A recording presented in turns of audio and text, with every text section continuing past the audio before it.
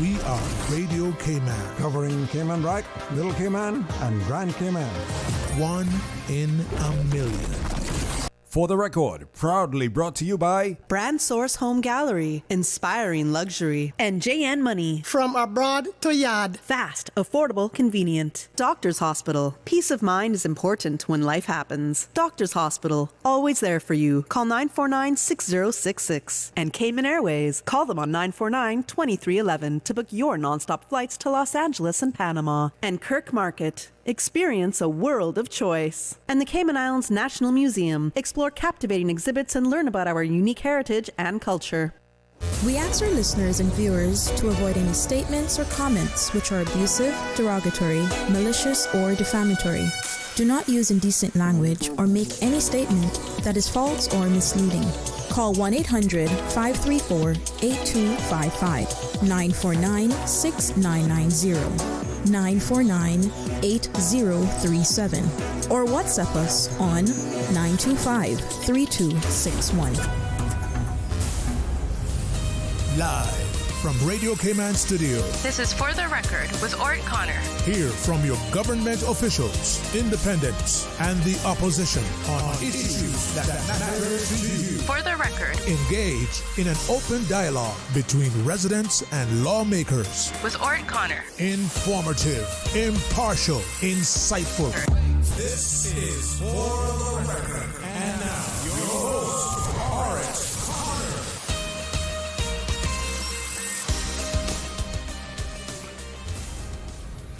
Good morning, good morning, good morning, O land of soft, fresh breezes and verdant trees. So fair. Today is Friday, the 2nd day of May 2025, right here in the beautiful Cayman Islands. We do hope and we trust that everyone had a restful, peaceful, enjoyable evening. Those of you who are on our roads, again, whether you're a pedestrian, a cyclist, or if you're operating any type of motorized vehicle, we urge you to please, please, please be extremely cautious. Ensure that you observe the rules of the road. Remember, the life you save may just be your own. For those of you who are celebrating a birthday today, or if you've celebrated one over the past few days, we want to wish you a happy birthday. And to remind you that the For the Record birthday shout-outs brought to you by Coca-Cola, who are proud to support your birthday shout-outs. Coca-Cola available across the Cayman Islands from Tortuga wholesalers. You should accept no substitutes. Taste the feeling with Coca-Cola. And by Yum. Daily school lunch menus are available to browse on the Yum website. Just visit yumcayman.ky for more information. Those of you who have lost loved ones, we want to extend our sincere condolences to you. We hope and we trust that your faith will help to carry you through these extremely challenging times, and that the memories of your loved ones will be a blessing. Those of you who are ill and are either at home or at a medical facility here in the Cayman Islands or overseas, we wish you a speedy recovery. And again, this morning, we want to give a big shout out to our two colleagues here at Radio Cayman, DJ Lynn and Mr. Joel Wilson as well. Big shout out, speedy recovery. Great that you're back home, as well. So, folks, I want to thank you for allowing Radio Cayman, and by extension, For the Record, into your homes, into your vehicles as you traverse the busy roads of the Cayman Islands, into your places of work, wherever that may be. As you know, For the Record is a show produced by the staff and management of Radio Cayman, and it is geared towards keeping you abreast of issues as they arise and play out on the local, regional, and international scene. I am your host, Orrett Connor, and you're welcome to join me every Monday, Wednesday, and Friday from 7:30 a.m. until 10 a.m. During that period, our phone lines are open. We have a toll-free number provided courtesy of Flo. That toll-free number is 1-800-534-8255. You can also call us on 949-8037, 949-6990, WhatsApp number 925-3261 as well. So let's look at the birthday shout-outs. First, we have belated birthday greetings going out to Mr. Samuel Rose, the Cabinet Secretary. Celebrated his birthday yesterday. And today, Miss Katie Banks right here at Radio Cayman. She's celebrating her birthday. Happy birthday, Miss Katie. Rosanna Humphreys also celebrating a birthday today. Rosanna Humphreys Johnson celebrating her birthday.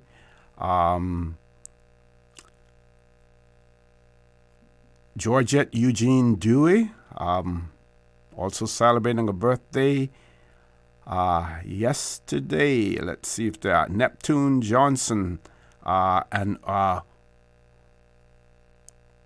Olujimi LaPierre celebrated a birthday yesterday as well. Carmelia Miller as well as Olujimi LaPierre celebrating a birthday yesterday as well. And to remind you that the For the Record birthday shoutouts brought to you by Coca-Cola, who are proud to support your birthday shoutouts. Coca-Cola available across the Cayman Islands from Tortuga wholesalers. You should accept no substitutes. Taste the feeling with Coca-Cola. And by Yum. Daily school lunch menus are available. To browse on the Yum website, just visit yumcayman.ky for more information. We know that in the past few shows that you, our listening and viewing audience, have not had the opportunity to call in that much. No guests scheduled this morning, so the phone lines will be open, and you are welcome to call in. As you know, and you would have heard earlier, and I'll share this with you again, that yesterday there was a release issued by the governor's office. Of course, social media was hot and heavy yesterday, buzzing, about various scenarios of the formation of a government after our elections on Wednesday. And so the governor's office last night, I think it was, let's see the time. Do we have a time on it? Don't have a time. But they issued a statement today, May 1st, at Government House. I met the re-elected Member of Parliament from the electoral district of West Bay South, Mr. Andre Ebanks. He was accompanied by newly elected Member of Parliament from the electoral district of Georgetown South, Mr. Gary Ruddy. Mr. Ebanks presented a letter confirming that he has the support of the majority of the parliamentarians who were elected at the 30th of April general elections, and that he intends to form the new government. The letter includes a total of 11 signatures from elected representatives, inclusive of Mr. Ebanks, supporting his leadership of a new government with Mr. Ruddy as the deputy. Governor goes on, the statement says, I have accepted this letter and will issue a proclamation calling a meeting of Parliament on Tuesday, the 6th of May. This will be published in the Cayman Islands Gazette tomorrow.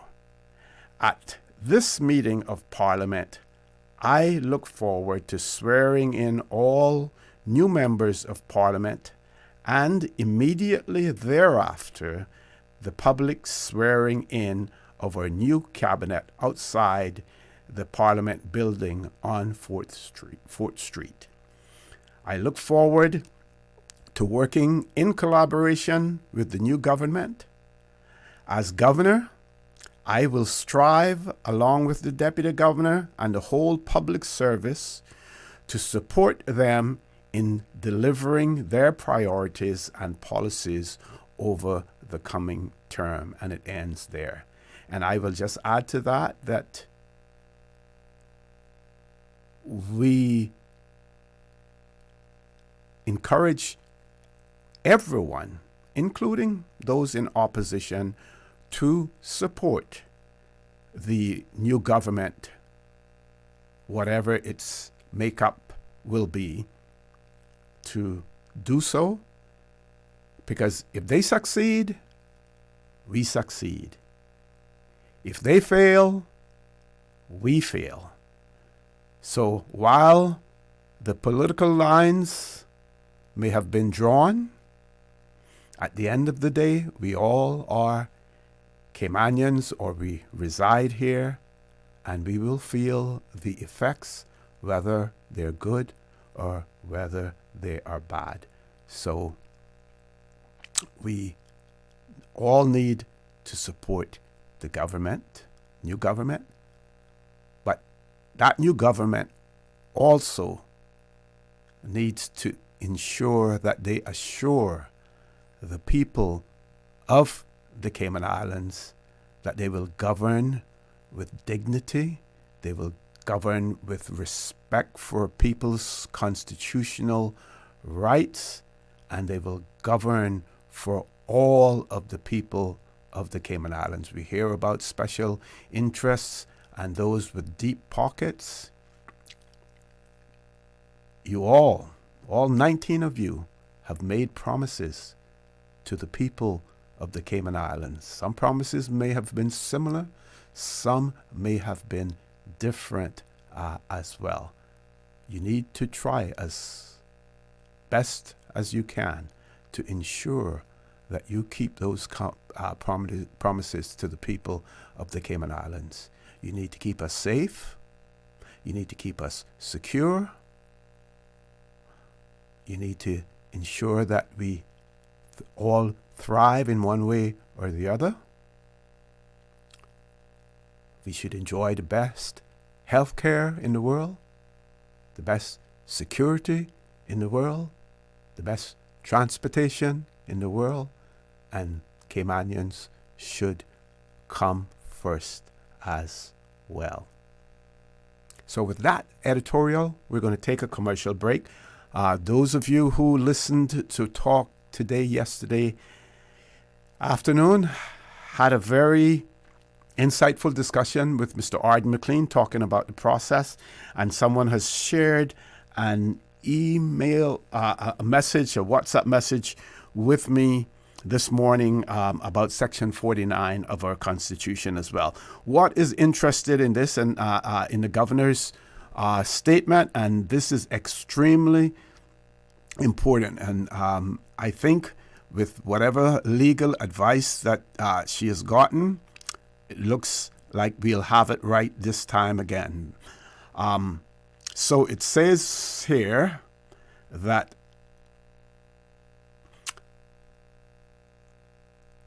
at this meeting of Parliament, I look forward to swearing in all of our new members of Parliament, and I'll stop there for a second, all of the new members of Parliament.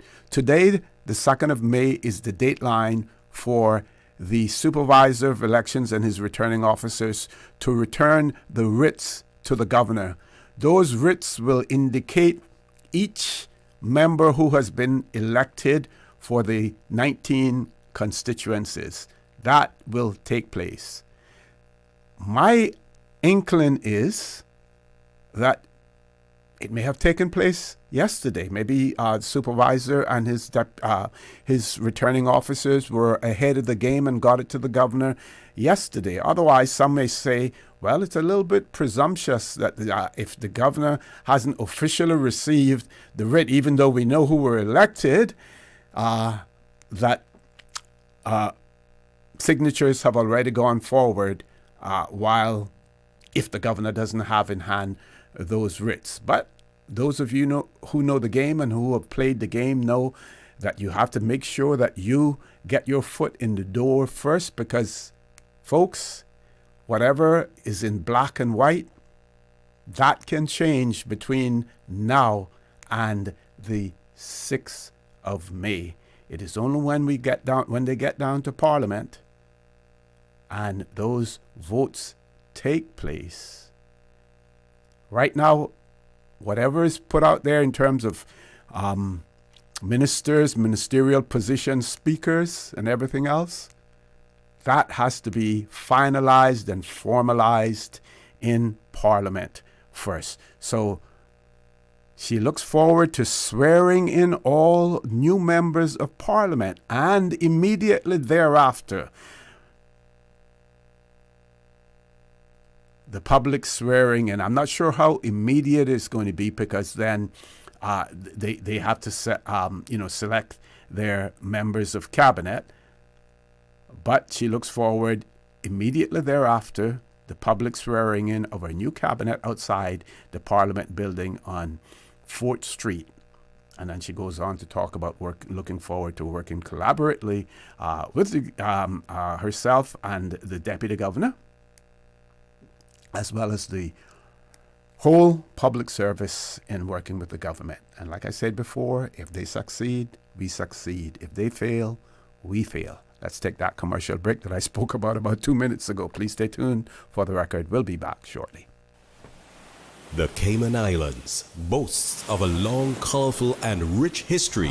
In tribute to our roots, Radio Cayman, the voice of the Cayman Islands, is pleased to bring you the Historical Vignette Series, brought to you by Rotary Central. For more than 110 years, Rotary members have used their passion, energy, and intelligence to take action on sustainable projects. The Cayman Islands, He hath founded it upon the seas. Spurgeon Andrew Ebanks, OBE, JP, 1914 through 1994. Spurgeon Ebanks served as headmaster in the government schools in North Side, Spot Bay in Cayman Brac, and West Bay from 1935 to 1946. He went to sea for a period of 6 years, returning home to manage his business in West Bay. He served as the sub-collector of taxes and customs for West Bay. He was a member of the Legislative Assembly, serving his district for 3 terms, in 1957 through 1959, 1963 through 1965, and in 1966 through 1968. He was the first Deputy President of the LA and chaired the Cayman Islands branch of the Parliamentary Association. He served on various boards, committees, and tribunals. He was appointed Justice of the Peace in 1961 and received his OBE in 1978. He was a member, elder, and treasurer of the West Bay, now John Gray Memorial Presbyterian Church. Mr. Ebanks was married twice, to Ina Nee Ebanks for 48 years and to Iola Nee Bodden for the last 8 years of his life. He had 4 daughters. He was a kind and considerate man, always willing to help those less fortunate than himself.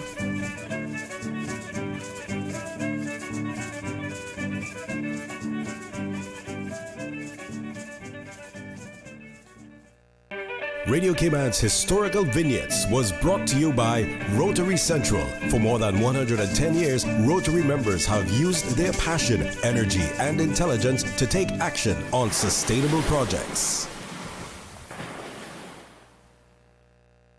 Since 1993, Rotary Central has worked diligently each year to provide quality bus shelters to our community. A traveling convenience to our school children, the elderly, young people going to work, guest workers, and visitors using the public bus. We, Rotary Central, help you, our advertisers, make it happen. Your marketing dollar travels a far way. Positioning your message, your product, your services, your presence in over 83 bus shelters. Every dollar you spend, every advert you place helps to build another bus shelter, providing modest comfort for Cayman travelers. Reserve space now on the only billboard medium in the Cayman Islands. Email rotaryshelters@gmail.com. rotaryshelters@gmail.com. The Bus Shelters, a partner in community convenience. Another inspiration program by Rotary Central Cayman Islands.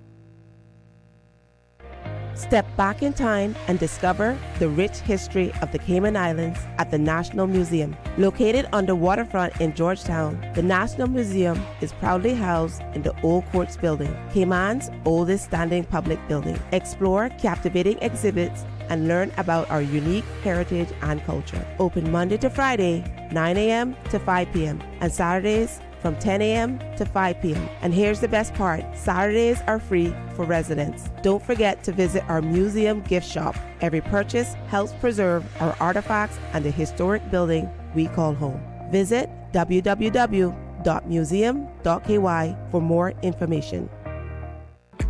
Shipping to the Cayman Islands is fast, reliable, and seamless thanks to Cayman Airways Cargo. Need it faster than ocean freight? Cayman Airways Cargo offers multiple cargo flights to Grand Cayman from Miami weekly, so your packages, whether big, small, or in between, will arrive in no time. You can even use a Cayman Airways Cargo US address for your online shopping. Cayman Airways Cargo is also the only carrier providing air freight services for Cayman Brac and Little Cayman. Contact us today and see why Cayman Airways Cargo was voted as Cayman's best cargo and logistics company in the Best of Cayman Awards. For details, visit caymanairways.com/cargo.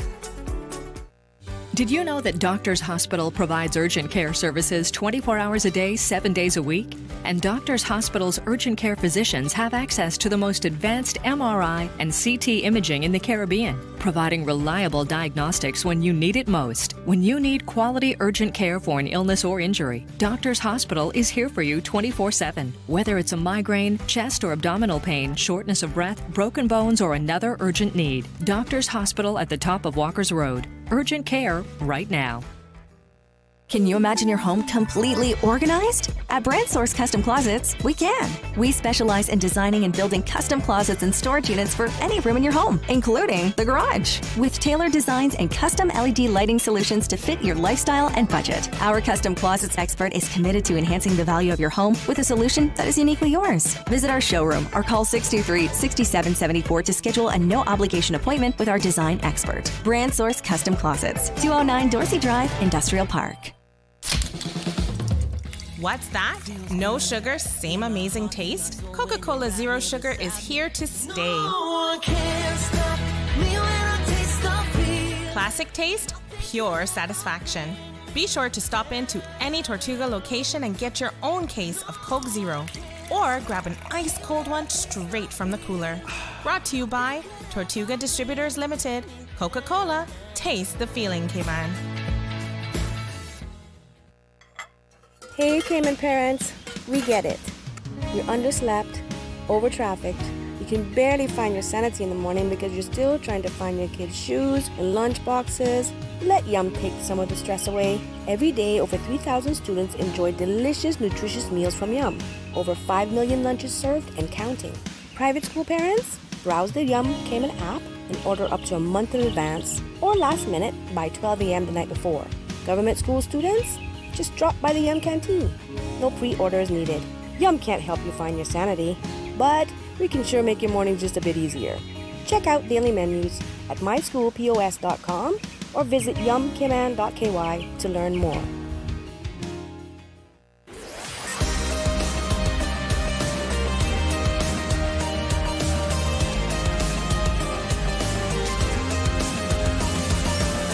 This is For the Record. Good morning and welcome back to For the Record. If you're planning on calling in, I would say please hold off until after the 8 o'clock news. In about 7 minutes' time, we're going to be going straight back to the news. Meanwhile, I wanted to share this. This person actually sent this yesterday. It was actually in the night. Interesting. Person wrote and said, I just want to put forward some long-standing constitutional issues about the appointment of a premier in the circumstances that have again arisen, that a majority government was not appointed by the electorate.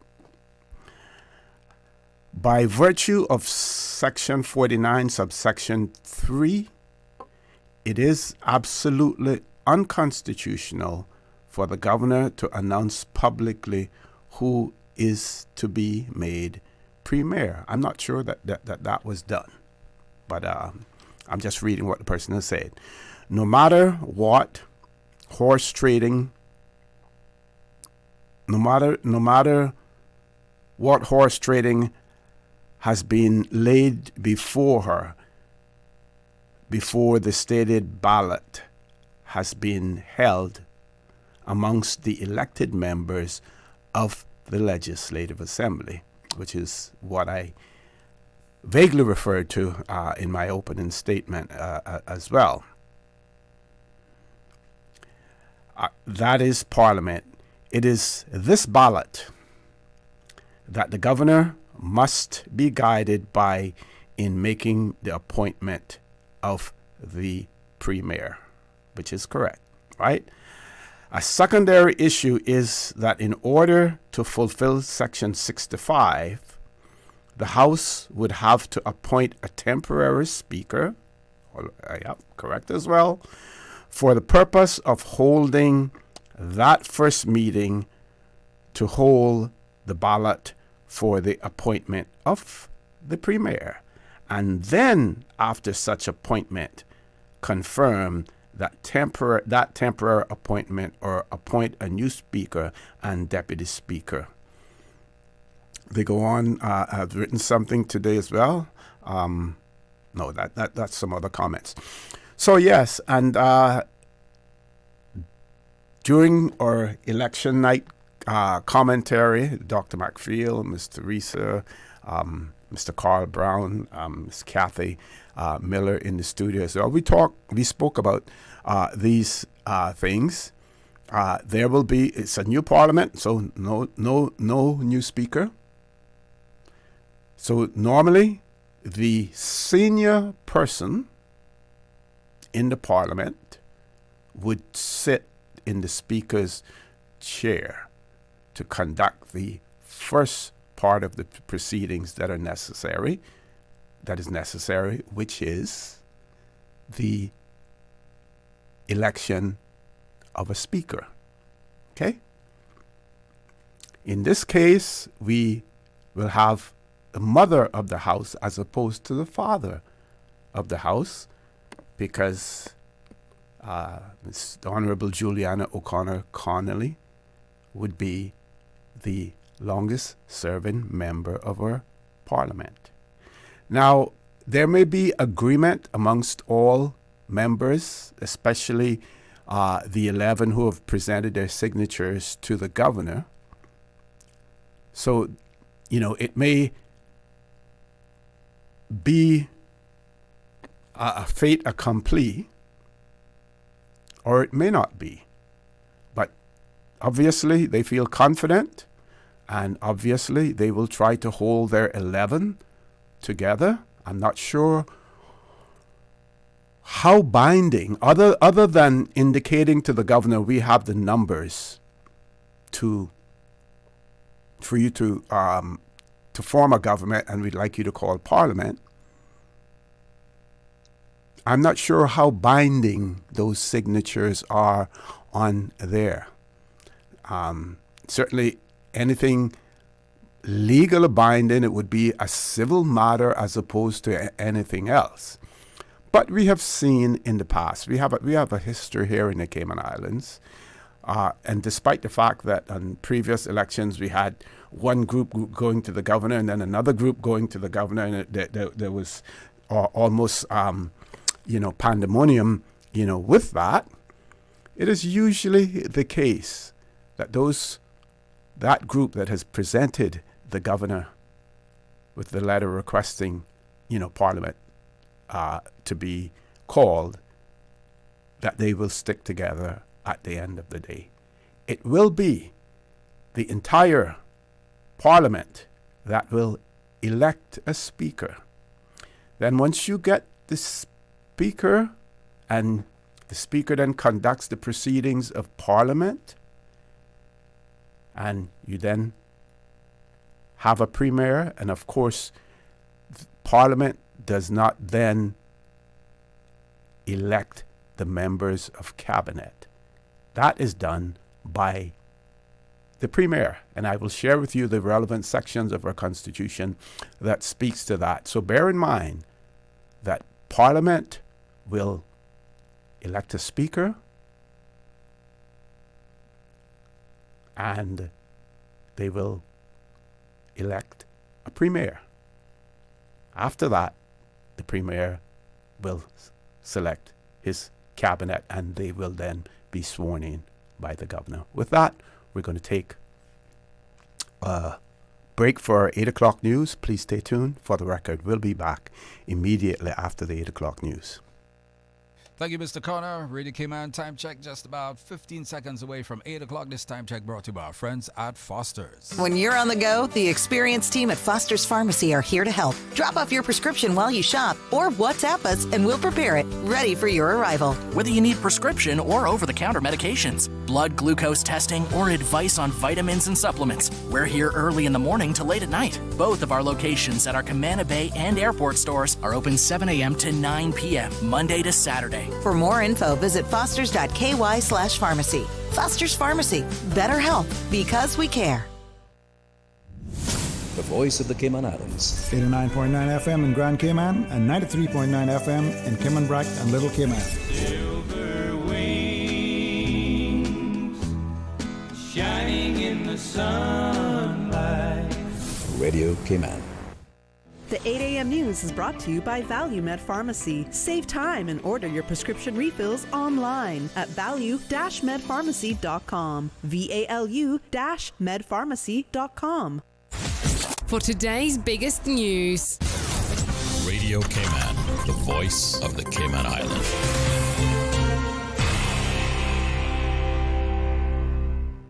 With your latest news, I'm Carsley Fuller. Parliament is meeting on Tuesday after the formation of Cayman's new coalition government.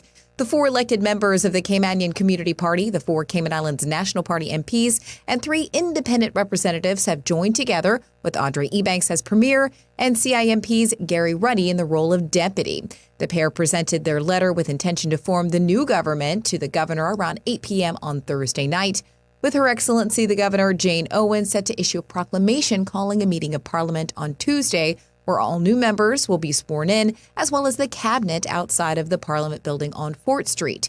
Rounding out the roster, Heather Bodden, Catherine Ebanks-Wilkes, Wayne Panton, Nicholas DaCosta, Julie Hunter, Michael Miles, Rolston England, Jay Ebanks, and Isaac Rankin. The group says they are, quote, preparing a coalition agreement to specify the priorities, policies, and projects set to be adopted and completed during this administration, including which MP will be in charge of what ministry. The intention of the group is to appoint an independent, non-elected speaker. On the flip side, the 7 MPs with the Progressives Party continue to sit on the opposition bench, along with independent member Chris Saunders. The PPM, which had the most seats of any party, says, quote, negotiations have once more chosen the government and not the will of the people, adding that the country may find itself in the same position it was in after the 2021 elections with a, quote, marriage of convenience comprised of several mismatched partners. That being said, the PPM says the challenges ahead, like building a stronger economy, ensuring equality, and safeguarding Cayman's future, quote, demand that we work together. Later this morning, the International Observer Mission, organized by the Commonwealth Parliamentary Association British Islands and Mediterranean region, will share their preliminary findings at a press conference carried live right here on Radio Cayman. The team of 9 observers have been in the Cayman Islands since April 21st and will present their initial assessment of the electoral process measured against international standards and domestic laws at 10 a.m. today. In other news, don't forget to show your national pride today in celebration of 345 Day. Wear your hashtag Caymanian Proud shirt, the Cayman Islands national dress, or clothing in blue, white, or red. And be sure to tag the Ministry of Youth, Sports, and Heritage in your photos to share your Caymanian spirit. There's a photo op planned this morning as well at 9 a.m. on the steps of the Government Administration Building. As part of this weekend's Emancipation Day observations, you're also invited to enjoy a, quote, vibrant explosion of color, culture, and creativity at Junior Bada Banu. This Saturday, the streets of Georgetown will come alive with junior masqueraders as they parade through the town on this year's theme, Island Hopping. Parade starts in Shedden Road at 4 o'clock and will carry the kids down Elgin, Harbor Drive, Fort Street, Edward Street, Maine, and then back down Shedden. Now with a check of international news, here's the BBC, which takes us out of the newscast. I'm Carsley Fuller. BBC News with Moira Alderson. Aid agencies are warning that mass starvation is imminent in Gaza 2 months after Israel began blocking all supplies from entering the territory. The UN in Gaza gave accounts of people burning alive after Israeli airstrikes because there was no water to save them. Israel has said it's putting pressure on Hamas to release the hostages it holds. Israel has carried out an airstrike near the presidential palace in the Syrian capital, Damascus. It says it's acting in defence of the Druze minority. The new Syrian government says any breach of the country's sovereignty is unacceptable. Germany's far-right political party, the AfD, has been designated an extremist organisation by the Domestic Intelligence Agency. The German authorities will now have an enhanced right to monitor the AfD. The social media platform TikTok has been fined more than $500 million for transferring European users' data to China in breach of EU legislation. TikTok is under international scrutiny for its handling of user data. Hong Kong police have arrested the father and brother of a pro-democracy activist now based in the United States, Anna Kwok. They're accused of trying to withdraw money on her behalf. It's believed to be the first use of a law that bans family members aiding wanted activists. Reporters Without Borders has warned that press freedom around the world is in what it calls a difficult situation. The campaign group said Uganda, Rwanda and Ethiopia had suffered a particular fall. That's the latest. BBC News. The 8 a.m. news is brought to you by ValueMed Pharmacy. Save time and order your prescription refills online at value-medpharmacy.com. VALU-medpharmacy.com. Now, more than ever, supporting your immune system is crucial to helping your body fight off illnesses like the common cold, the flu, and COVID-19. At ValueMed Pharmacy on Walkers Road and in Boddentown, we carry all the essential vitamins and minerals to help support your immune system and improve your overall health. Some of our top immunity support picks are vitamin C, vitamin D, zinc, elderberry, and quercetin, or the popular 7-in-1 immunity support. Our pharmacists are always on hand to help guide you and answer any questions. Visit ValueMed Pharmacy on Walkers Road or Boddentown. Live happy, live healthy with ValueMed Pharmacy. Stay in touch with Radio Cayman with the latest up-to-date, accurate news and information. For your convenience, the headline news will be repeated on our sister station, Breeze 105.3 FM, weekdays at 8:30 a.m. Follow Radio Cayman on social media, Facebook, Instagram, Twitter, or download the Radio Cayman app in the App Store or log on to www.radiocayman.gov.ky and stay connected to what's happening in the community. Radio Cayman, your voice, your choice, your radio.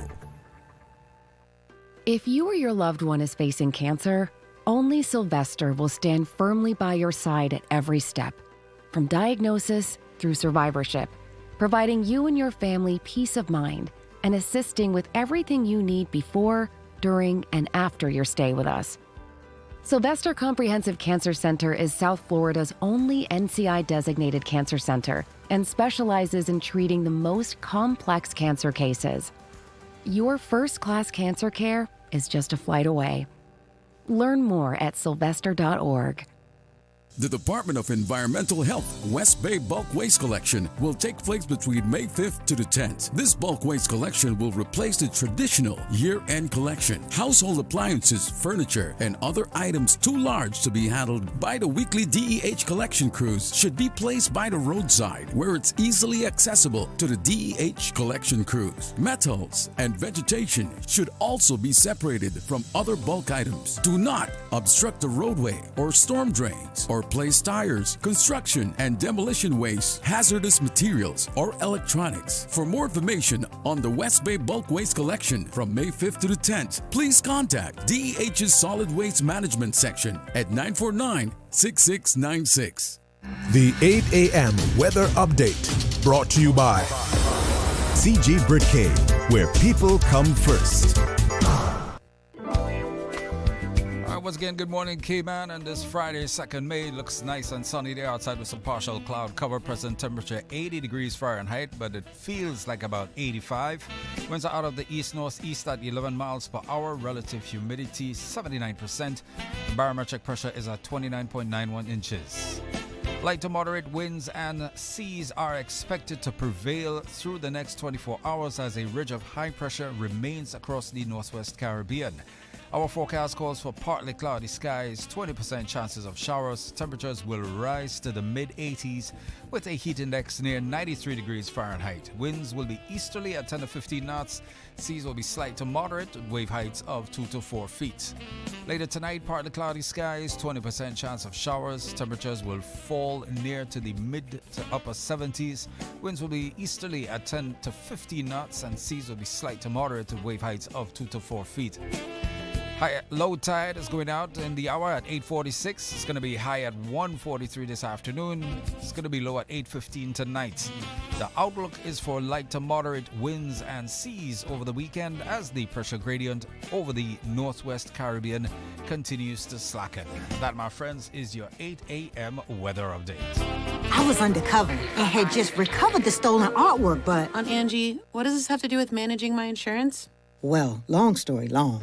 I found the art thief in France, but ended up becoming somewhat of a local celebrity. So I had to stick around for a while.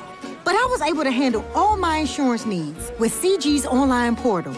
The online portal. Safe, convenient, simple. CG Britgay. Good like that. The 8 a.m. weather update brought to you by CG Britgay, where people come first. Shipping to the Cayman Islands is fast, reliable, and seamless thanks to Cayman Airways Cargo. Need it faster than ocean freight? Cayman Airways Cargo offers multiple cargo flights to Grand Cayman from Miami weekly, so your packages, whether big, small, or in between, will arrive in no time. You can even use a Cayman Airways Cargo US address for your online shopping. Cayman Airways Cargo is also the only carrier providing air freight services for Cayman Brac and Little Cayman. Contact us today and see why Cayman Airways Cargo was voted as Cayman's best cargo and logistics company in the Best of Cayman Awards. For details, visit caymanairways.com/cargo. The Ministry of Youth, Sports and Heritage invites you to take part in Emancipation Day 2025, a week of meaningful events happening May 2nd through May 11th across the Cayman Islands. This year's theme, Unity, Strengthening Our Legacy, is a call for reflection, pride, and community, from cultural celebrations and historic tributes to church services and panel discussions. There's something for everyone. Don't miss the Emancipation Day commemoration on Monday, May 5th, and be a part of this important moment in our national story. Follow at MYSCH_Cayman on Instagram or visit www.gov.ky/YSCH for the full schedule. Let's honor our past and shape our future together. The traffic report is brought to you by Subway. Enjoy a delicious start to your day with breakfast from Subway. And once again, let's take a look at the traffic situation. Of course, in the Georgetown area, looking down at Shedden Road, a little bit of light traffic along getting to the junction of Main Street and Shedden Road, westward bound traffic. Looks like some construction equipment is parked on the side, so approach with caution, get past it. And of course, Edward Street, traffic is flowing smoothly. Some continuing on to Main Street, heading up north to Fort Street, some heading out to the North Church Streets, Seafarers Way, and continuing on. No cruise ships in port, so light pedestrian movement just with working class people. Looking at the Bobby Thompson Way, bit of traffic build-up in the northward bound lane towards Huldah Avenue, and of course that Huldah Avenue traffic is flowing slowly up to the CNB roundabout and continuing on. The majority of traffic coming out of the eastern districts will meet some traffic, slow-moving traffic on Crew Road and the Linford Pearson. Not too bad this morning as you make your way in. Walkers Road, seeing some light traffic as well. Slight traffic flowing through South Sound, through South Church Street and into Georgetown area. Traffic heading eastward bound, not much to complain with as you have a smooth flow of traffic as you make your way towards eastern or north side. Cayman Brac and Little Cayman, good morning to you. That's your light traffic this morning time. Urge you to buckle up and stay safe. Look out for those on e-scooters, e-bikes, motorbikes, bicycles, and have yourself a great weekend. That's your latest traffic report brought to you by good friends at Subway. Hungry? Need Subway any time of the day? Yeah. We've got you covered. Subway at Anderson Square, Centennial Towers, and Countryside Shopping Village is open 24/7, serving up fresh, delicious subs anytime you need them. And for your weekend cravings, West Shore Center is also open 24 hours on Friday nights and until 1 a.m. on Saturdays, because it's never too late for a great meal. Skip the line and order ahead with the Subway Cayman Islands app, or get your favorites delivered straight to your door with Bento and Let's Eat. fresh, fast, and always here when you need us. Subway, eat fresh. The traffic report is brought to you by Subway. Enjoy a delicious start to your day with breakfast from Subway. For the Health of It, heard on Wednesdays at 7 p.m. and repeated on Saturdays at 9:30 a.m. Brought to you by UHealth International, University of Miami Health System. International patients go to UHealth International for consultations with renowned physicians, advanced treatment technologies, leading-edge medical therapies, and state-of-the-art surgical procedures. Whatever your particular reason for going to UHealth International, you will receive customized medical care delivered within a compassionate, multicultural setting. The care you need when you need it. Tune in every Monday through Friday at 12 p.m. for Radio Cayman's Midday Newscast. Radio Cayman, the People's Station, your trusted official source for the latest news. The 12 p.m. news is proudly brought to you by Health City Cayman Islands. World-class healthcare within your reach.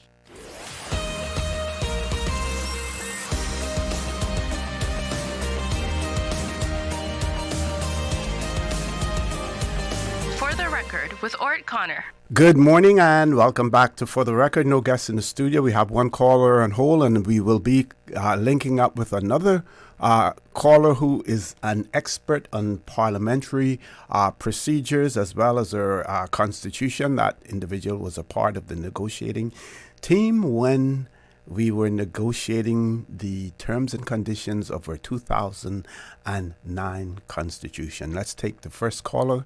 Caller, good morning. Welcome to For the Record. Good morning.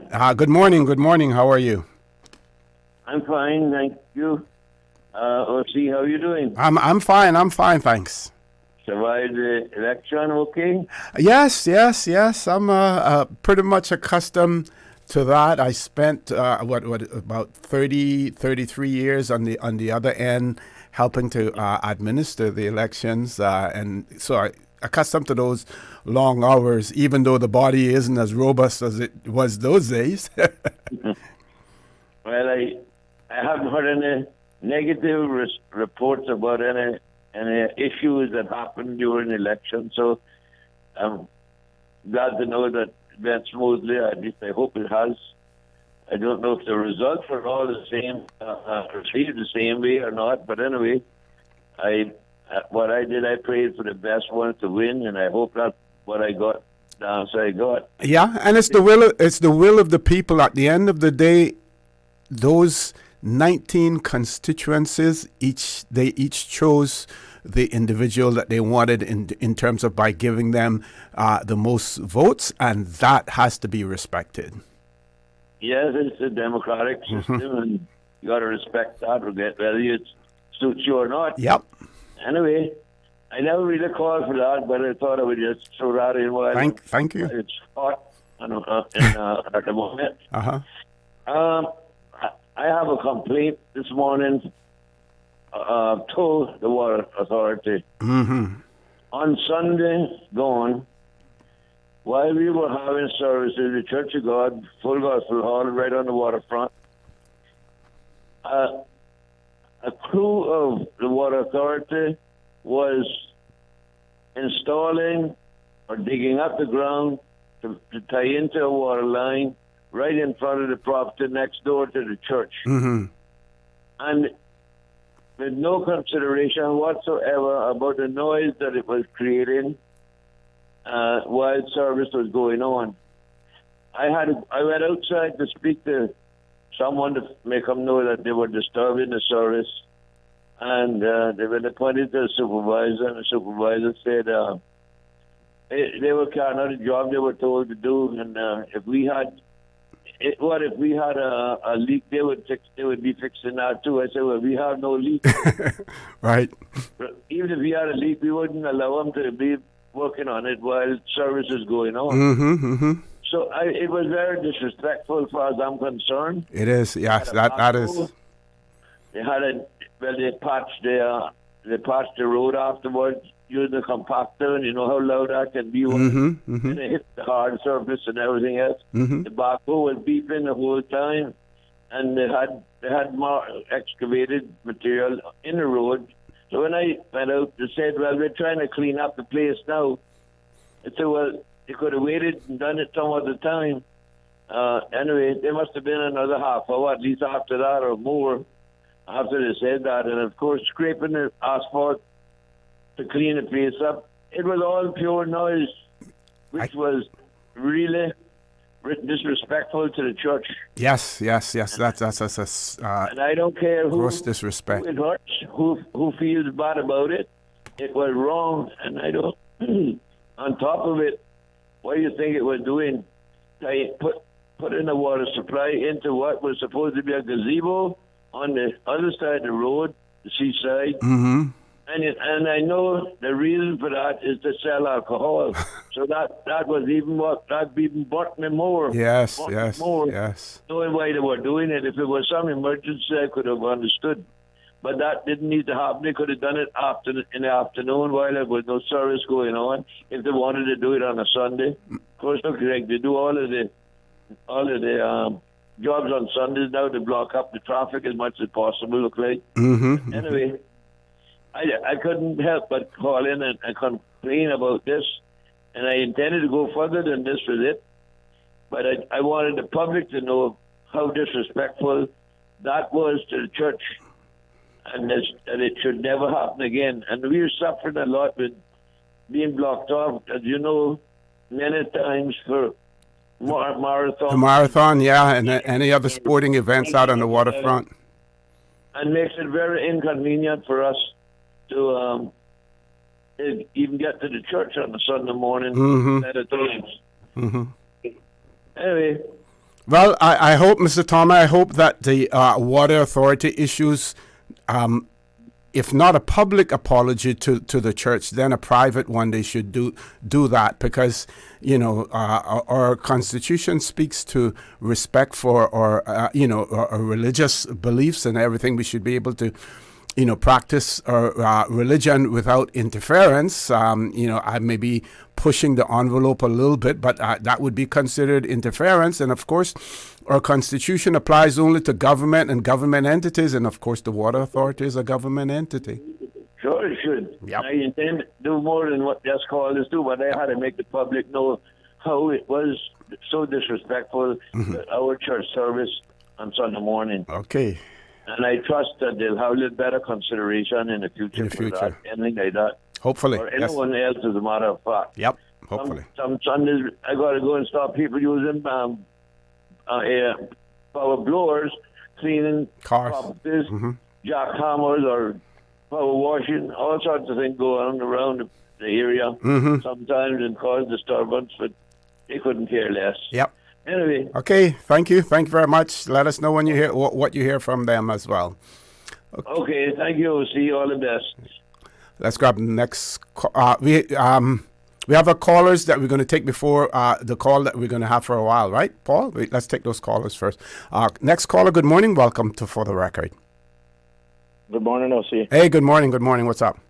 I'm good. I'm glad that you took my call before that next person that on hold. You know who that is, right? Oh, I would never get on. I would never get on.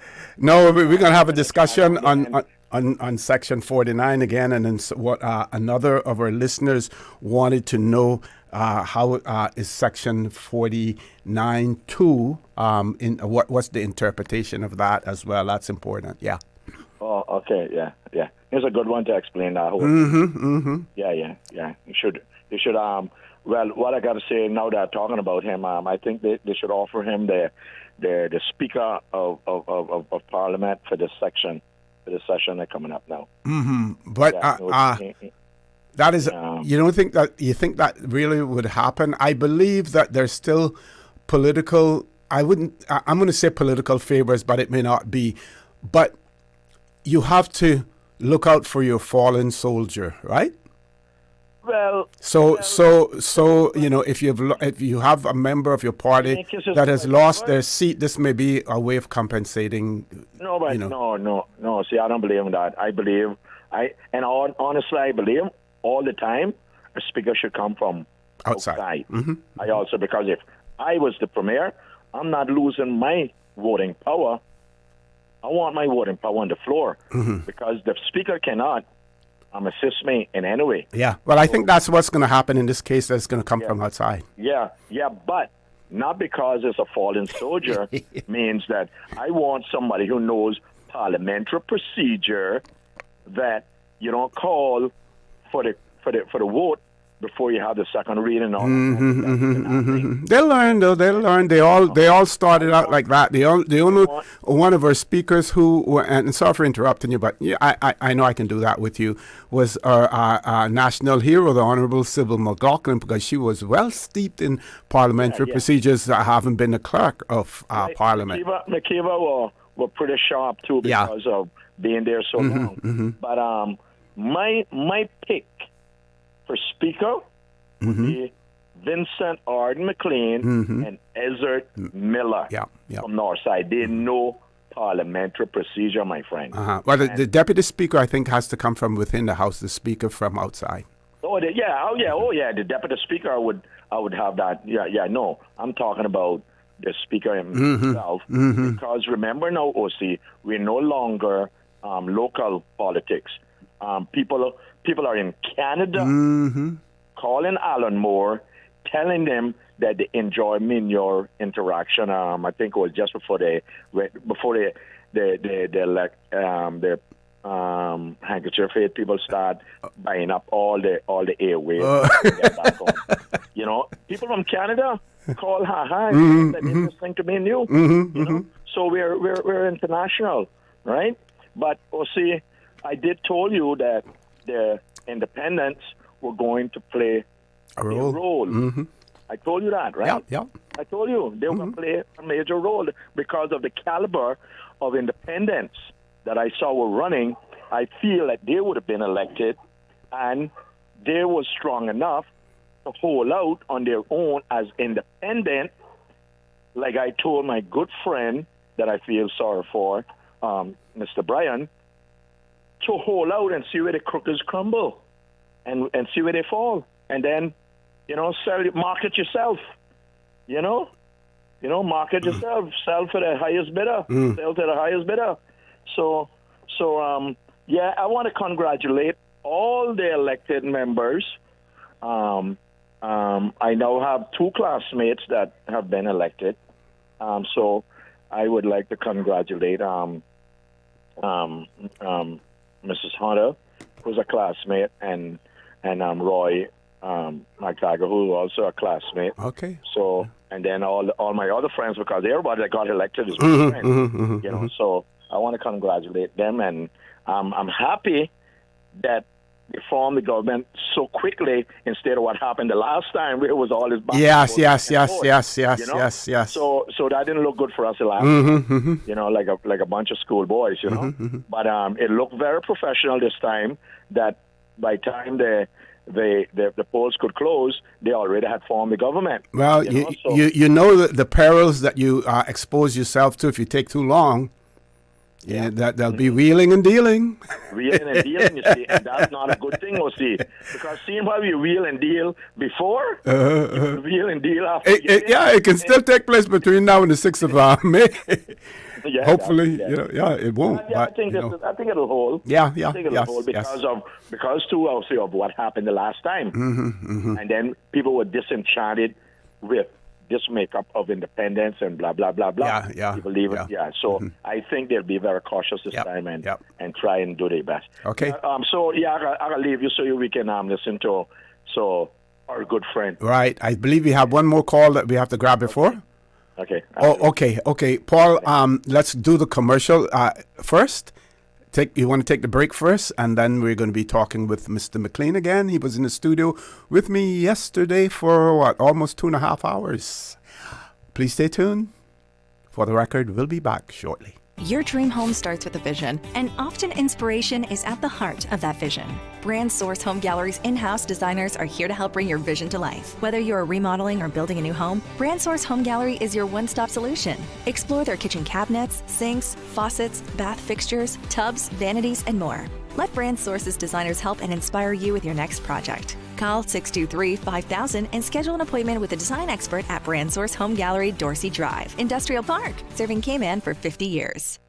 My mom Mom's a superhero. She always knows what to do when I feel icky. Yesterday, we went to West Bay Pharmacy, and they had everything she needed. Medicine, my favorite Band-Aids with dinosaurs, and even flavored vitamins. Mom says they keep our family healthy. I think they're magic. But don't tell anyone. I think superhero shop at West Bay Pharmacy. West Bay Pharmacy, where the superheroes shop. West Bay Pharmacy and Centennial Towers. Convenient quality care is just around the corner. Step back in time and discover the rich history of the Cayman Islands at the National Museum. Located on the waterfront in Georgetown, the National Museum is proudly housed in the Old Courts Building, Cayman's oldest standing public building. Explore captivating exhibits and learn about our unique heritage and culture. Open Monday to Friday, 9 a.m. to 5 p.m. and Saturdays from 10 a.m. to 5 p.m. And here's the best part, Saturdays are free for residents. Don't forget to visit our museum gift shop. Every purchase helps preserve our artifacts and the historic building we call home. Visit www.museum.ky for more information.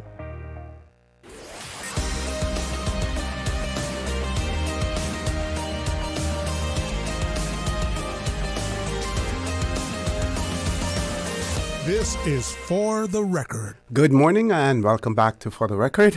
We have on the phone line with us Mr. Arden McLean. Those of you who listened to Talk Today yesterday afternoon, we had him in the studio with us. So extremely grateful for him, giving us his time. He's a very, very busy man now in, I won't say what his occupation is. I'll let him tell you, but when you're harvesting 2,000 pounds of pepper at one time, that's a big, huge venture. With that, Mr. McLean, good morning, welcome, sir. How are you? Good morning, OC. I hope I don't let anybody now start calling you for peppers after I say that. Well, I'll have them again, but any profession that you are committed to, you should be proud of. Whether you're dirty or you're clean, if it's an honest way of doing things, honest way of living, then you should be proud of it. That's what I was taught, so I'm up here doing farming, and I enjoy it. I enjoy this as much as I enjoyed politics when I was here, and I can only do one thing at a time. And I believe I am still contributing to the food security now in this instance, food security in the country. And I'm very proud of that. I just finished in planting 203 more avocado trees. Wow. We got 300 in the ground. So that's over 500 avocado trees and mango trees. And when will the first avocados that you planted there, when will they start bearing? They're loaded now. Wow. And that's about what, three years? No. See, now you're really lengthening the life, and how you got muscle left. We planted them April last month, and this month 2 years ago. Wow. And they're about 12 feet high. 15 feet. Some of them maybe 12 feet. Yeah, 12 feet high.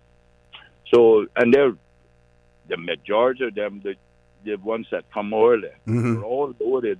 As a matter of fact, we go get sticks to crutch them up. To crutch them up. So before they get too big. Yeah, I wonder if people Cayman Islands remember that terminology, crutch stick. You call it a crutch stick. And strawberries with the crutch on it. Yeah. And if you cut them on full moon, so so that they'll rot. Yes. That's right. On the 12th is full moon, and we go and cut sticks to crutch our pears up. Yeah. So one of our listeners this morning wrote me real early on about 8:11 and said, "What is the interpretation of Section 49, subsection 2?" And I know we went over that yesterday. Yeah. Well, remember section. You gotta understand section 2 and 3. I think it is. Right. Yeah, because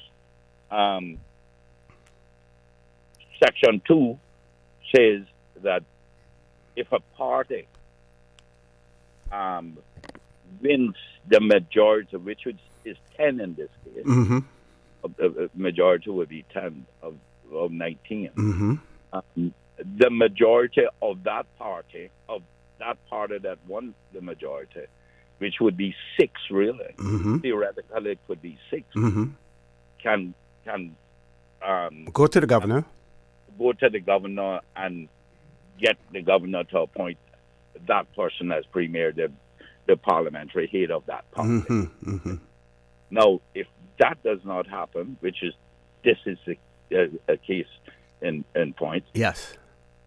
What happens is they then need to go, like they did yesterday, and say we have 10 people, minimum of 10 people who can form the government. Here are the signatures.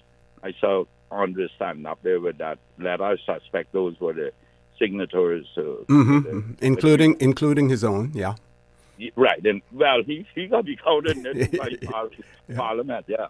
And then the next thing is that the governor needs to now, but you see, this governor don't even know who's elected until those returns go to the governor. And that's what I said this morning, whether or not the supervisor of elections got those names to the governor yesterday. They're due today, but it's quite possible that she may have received them earlier. Otherwise, I thought it, procedurally, it may have been a little bit premature, because while she knows, from the news and everything else, the results, her official notification comes by way of those writs. That's correct. But I mean, 6 of one half doesn't. Yeah. The eggs come first or the chicken come first. It really don't matter. Okay. We all know who they are. Yes. But officially, then it should be after the governor receives that official report. Yeah. So now the governor, and they have set a time for Tuesday, the 6th, I think it is. Yes, that's right. Yep. So now the Legislative Assembly, Parliament is now preparing, and we got print program and all that. And the governor now issues a proclamation. Now, as far as the Parliament's preparation is concerned, since there's no speaker now, so this would all fall on the clerk for the preparation. The preparation, yes, is the Parliament, the staff of Parliament, which is the Chief Executive Officer and all the attendant staff. They prepare all that. After they're notified of who those members are, because those members have to be put in there in the correct order. That's why I've always said that 1 week. No, not that much. It's a squeeze, yeah. Providing you have a premier for continuity, that is if the majority wins. We may want to change that section of the Constitution and allow for a coalition government, because we have had so many. Yes. Where the governor last night, I think it was 8 o'clock, they said they delivered that, where the governor last night could have sworn in that premier right away. But the Constitution does not make provisions for it. Okay? Yeah, and we see, you and I spoke about that yesterday as well in Bermuda. First thing that is done, the premier and his or her attorney general sworn in, after the election. Yeah, and that's one area of the Constitution is a living document. Yes. Why can't we amend it? We amended it already. So I think maybe this government may want to look into that and stop thinking that it's them, because theirs would have already passed. And make that small amendment to include that there. Yes. Because, people stand up for what they believe in. However, it does go on to say that a vote is to be called. However, that's not the first thing to be done, because the legislative assent, the Parliament, is not a Parliament without a presiding officer. Right, the Speaker. So first thing you need to do is we go there Tuesday morning, and the Parliament is not in session either. I want everybody to understand Parliament is not in session. Nope. Parliament does not come into session until that speaker has been elected, well, through the process of nomination and vote, and then that the successful person becomes speaker, and that speaker goes to the chair. Then they do suspension. The speaker goes to the chair, and Parliament is convened. That's when Parliament is convened. So I'm going to be the devil's advocate. Why can't the current or the last speaker do it? Just being the devil's advocate. Because there are no members of Parliament now. Right. Absolutely none. Members of Parliament are only members elect are only members of Parliament once they have sworn in. Yeah. Now, the Premier provisions are made for the Premier to be sworn in prior to Parliament opening. But like I say, we need to make an amendment there. And I think it would be in the best interest of this institution, democracy, that we make an amendment to the Constitution to allow for coalition government. Okay? Yeah. So I think you're absolutely right, because how many times now has it occurred in Cayman? Since 2013. Yeah. So it's happened enough times now that we can expect it to happen, again, because, and the size of our population, and the size of our legislature makes that possible as well. So I agree with you on that, and maybe you and I can campaign on, for that to happen, as well. Yeah. My campaign will be short-lived with anything like that. But anyway, see, then the Constitution is very specific. It says a vote must be taken. Yeah. Now, there's no maybe or perhaps. If only one person nominated, a vote must be taken. There's no provision for, like, in the election, if only one person is nominated, then they go in by default. Right. There's no such thing for a premier. The vote must be taken and recorded. Yeah. Now, that section does not mention, nor does it make provisions for how that vote must be recorded, whether it's by secret ballot or by public expression. Right. So I guess they would have to decide that they're the majority now if they want it by public expression, the ayes and the noes, and then someone can call for division, and that's a record. That's a recording of how that premier was put in place. Yeah. But you can't, and that's specific. You can't just say, oh, he's the only one nominated, so I declare him the premier. The speaker can't. By this time, the speaker is in place now, so it must be conducted under the supervision of the speaker. Yeah. You see? Yeah.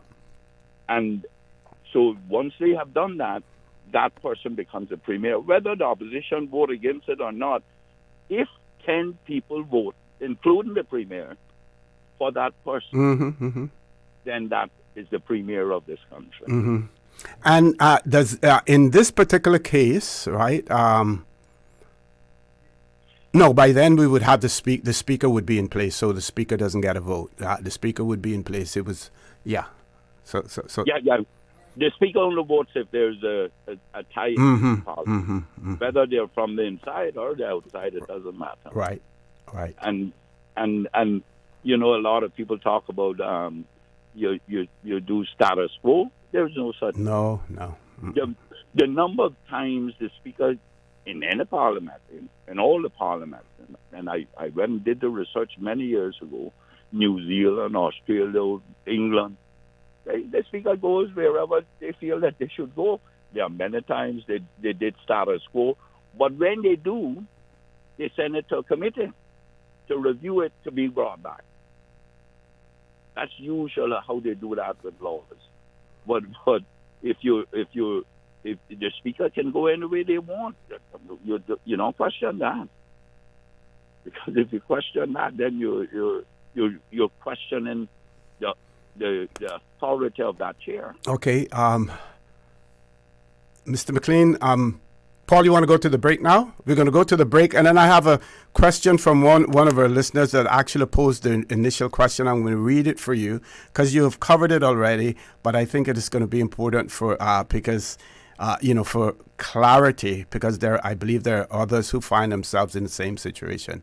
Folks, don't change that dial. Please stay tuned. If you're trying to call in, I would say hold off for now because we have Mr. McLean on the phone, and we're getting some explanations and some clarity on what will take place in terms of the formal choosing or selection or election of the premier. Please stay tuned for the record. We'll be back shortly. Shipping to the Cayman Islands is fast, reliable, and seamless thanks to Cayman Airways Cargo. Need it faster than ocean freight? Cayman Airways Cargo offers multiple cargo flights to Grand Cayman from Miami weekly, so your packages, whether big, small, or in between, will arrive in no time. You can even use a Cayman Airways Cargo US address for your online shopping. Cayman Airways Cargo is also the only carrier providing air freight services for Cayman Brac and Little Cayman. Contact us today and see why Cayman Airways Cargo was voted as Cayman's best cargo and logistics company in the Best of Cayman Awards. For details, visit CaymanAirways.com/cargo. Accidents and illnesses can strike without warning. Ouch! When it comes to urgent care, every second counts. At Doctors Hospital, we have a dedicated team of experienced doctors and nursing staff available to you 24 hours a day, 7 days a week. Don't waste time in an overcrowded emergency room when you need urgent care. Whether it's a broken bone, a severe infection, or a sudden illness, trust in Doctors Hospital's unwavering dedication to providing the best immediate care. For complete urgent care when you need it the most, choose Doctors Hospital, located in Georgetown, 16 Middle Road. Can you imagine your home completely organized? At Brand Source Custom Closets, we can. We specialize in designing and building custom closets and storage units for any room in your home, including the garage, with tailored designs and custom LED lighting solutions to fit your lifestyle and budget. Our custom closets expert is committed to enhancing the value of your home with a solution that is uniquely yours. Visit our showroom or call 623-6774 to schedule a no-obligation appointment with our design expert. Brand Source Custom Closets, 209 Dorsey Drive, Industrial Park.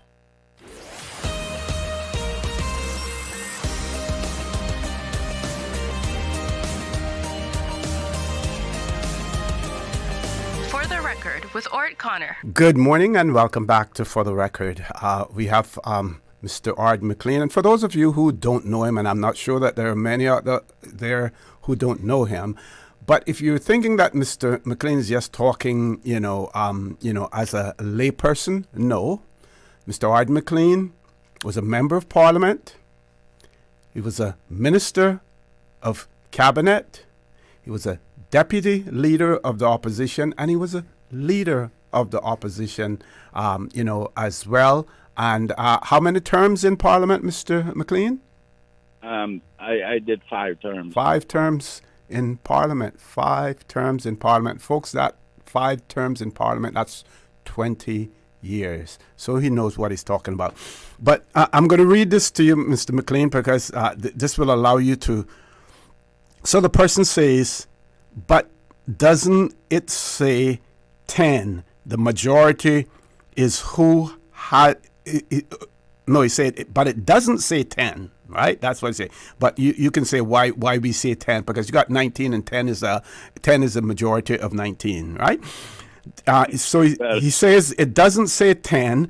The majority is who has the most of the party's elected members. So if you have 3 parties and a set of independents, mathematically, it's which party has the most to select the premier. From the last election, I had the same question, but he's gotten it wrong. And again, let's repeat and tell him why he has it wrong. Let me read it again. Yes. Because it's just to read it, OC. Section 49. Subsection 2. Is appointment of premier and other ministers. It starts by saying the premier shall be appointed by the governor as follows. Let's read it real slow. 2. where a political party gains a majority of the seats of elected members of the Legislative Assembly, the governor Just stop there. Explain what that phrase means. Okay, we know that there are 19 seats. Mm-hmm. We know 9 is not the majority of 19. 10 is the majority of 19. So I am using the numbers. Yes. Literally, it is 10 members. If a party gains 10 of those seats, which would be the majority, the governor has no choice but to appoint the person that the majority of that 10 says they want as premier. Yeah. That's basically that is what it is. So that is within the one particular party structure. That's right. Right. But then it goes on to say in 3, if no political party gains such a majority. Right. In this case, that's the case. Yeah. That's right. And in this case, that's the case, if I can say it that way. Yeah. So we know no party, despite there being 3, gain the majority of the seats in Parliament. Right. And despite the fact that the PPM gained 7 seats, still not the majority. You can't gain 9 and think it's majority. Just 9 2/3 or whatever. Not the majority. You must have 10 bodies, 10 people there to be in the majority of that Parliament structure of 19. So it's just that I'm saying 10 because 10 is that number. Yeah. It could be 11, 12, 13 or whatever, but you got to have at least 10. You will see how important 10 is, the majority is, later. And later would be when Parliament has convened and you need to vote on matters to govern the country. Yes. Remember the old cliche, and for that person, that the government must have its way, but the opposition must never be curtailed in having its say. Yes. So the reason you have the majority is that we have elected these people to run your country. And you can't have the opposition. You can't have the tail wagging the dog. And wagging the dog. So anytime you see the government, now you may say they're not doing the job you want. You may say we are going to remove them at the general election, and I again come to this thing about recall, that we don't have those provisions to recall anybody. But you may say that we're moving them at the general election. That is the democratic right of every single person who resides in this country and are eligible to vote. Yep. You remove them then. But why are you going to put members in Parliament and say, oh, we want you to be the executive, we want you to run the country by virtue of joining with other people in there, and then say they're not the majority and they can't get their way? You can't do that. Yep. The opposition can propose, they can debate, they can object. That is true democracy. That is maintaining the reason for that institution. But that is an institution that operates based on majority. And we live our life every day understanding, you remember, it's going to be 9 on the other side if you got a majority. So what does that tell us? 1 in a democracy is a majority. 1. It's 50% plus 1. That's all it is. Well, in this case, might be 50% plus 50, plus half, you know. But it's 50% plus 1. Yep. And that's obvious. Twice 9s are 18, and one more is a majority, which is 10. One more is a majority. A majority is one in a democracy. Yeah. Here's a joke one of our listeners put up and said, it seems that in this case, you have two tails together wagging the dog. Well, no. It is two tails together wagging the head. Yes. In control of the head. Yeah.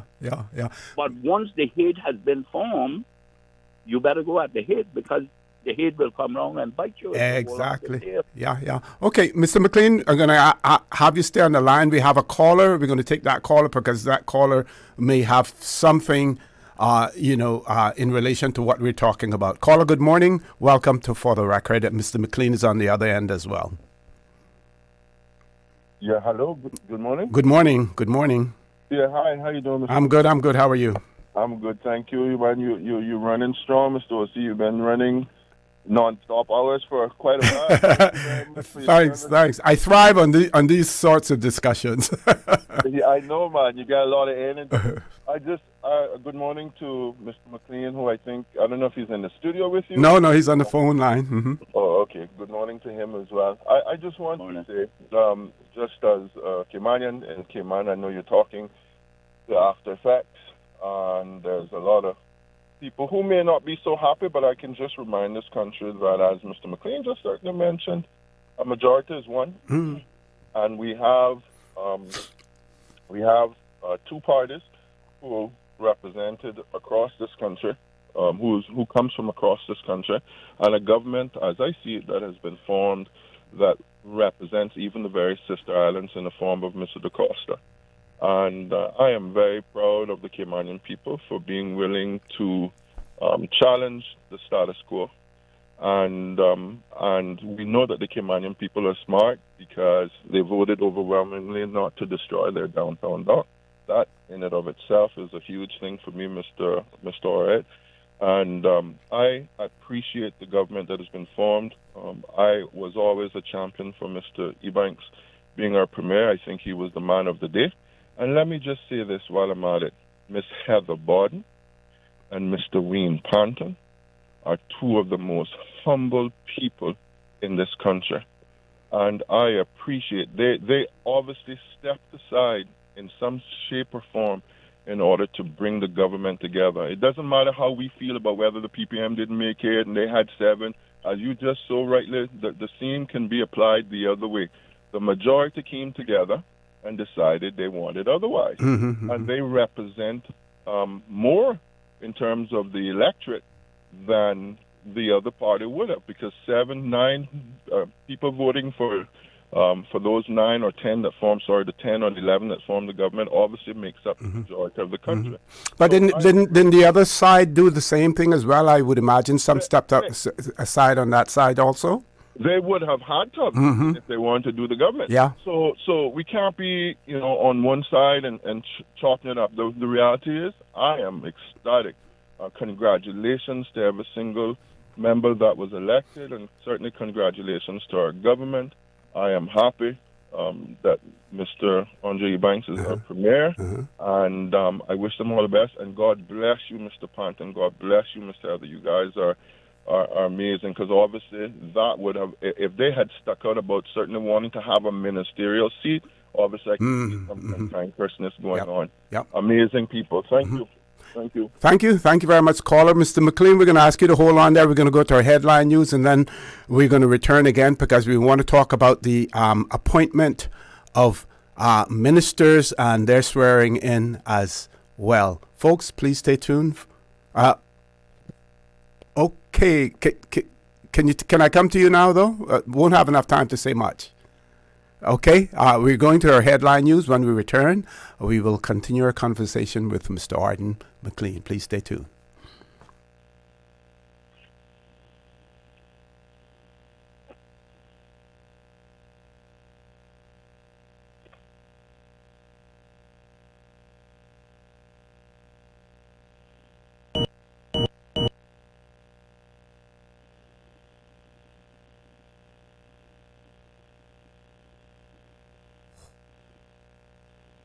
Okay, Mr. McLean, we are going to start talking. We have dealing with a little technical thing here. So after we've gone through the selection of the speaker, all right, and then the vote for the premier, all right, and then the next step would be the swearing in of the members of parliament. That's right. Okay. I'm glad you clarified that. Uh-huh. You are not a member of parliament until you have been sworn in as a member of parliament. Mm-hmm, mm-hmm, mm-hmm. Then you do what is necessary to govern this country. Mm-hmm. And that includes, and we have now, before we used to vote, hitherto, 2009, we used to vote to put members of the executive in place. Right. Okay. We didn't have a formal process to appoint a leader. Mm-hmm. One was appointed as leader of government business, which was kind of leader of government business in most parliaments is the one who are promoting and the laws. And we actually we adopted that without formally having it in our constitution, and it was only in 2002, 2003 that was that it was the leader of government business and the leader of the opposition that they were formally recognized, and we had to do that because we were looking to create a boundaries commission. And recognition of our leader going overseas as well. Yeah. Okay, we're going to take that break now, and then we're going to come back to you, Mr. McLean. Folks, please stay tuned for the record. We'll be back shortly. From Radio Cayman's newsroom, this is Headlines. Local, regional, international news. The Headline News is brought to you by Kirk Market and Health Services Authority. This morning, the International Observer Mission organized by the Commonwealth Parliamentary Association British Islands and Mediterranean region are sharing their preliminary findings at a press conference carried live right here on Radio Cayman. The team of 9 observers have been in Cayman since April 21st and will present their initial assessment of the electoral process measured against international standards and domestic laws at 10 a.m. today, so make sure to keep it locked.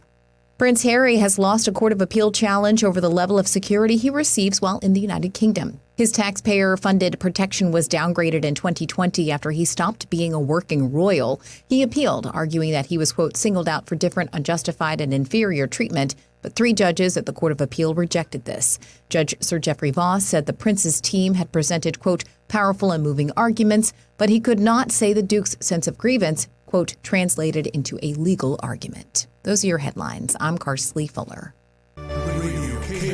More news available at www.radiocayman.gov.ky. Check out our social media pages: Facebook, YouTube, X, formerly Twitter, Radio Cayman Headline News.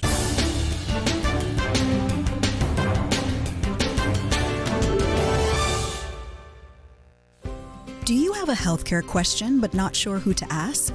Contact HSA's Patient Call Center to speak to one of our experienced clinical team members. We are here to answer your questions and help guide you through your healthcare journey. Need to make an appointment? Our team can help.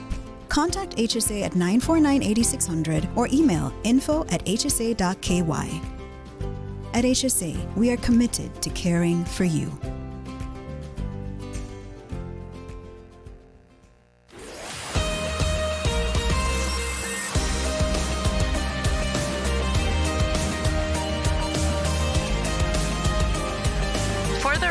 With Orrett Connor. Good morning. Welcome back to For the Record. On the phone line with me, Mr. Arden McLean, former Member of Parliament, former Minister, known as the Action Man, former Deputy Leader of the Opposition, former Leader of the Opposition.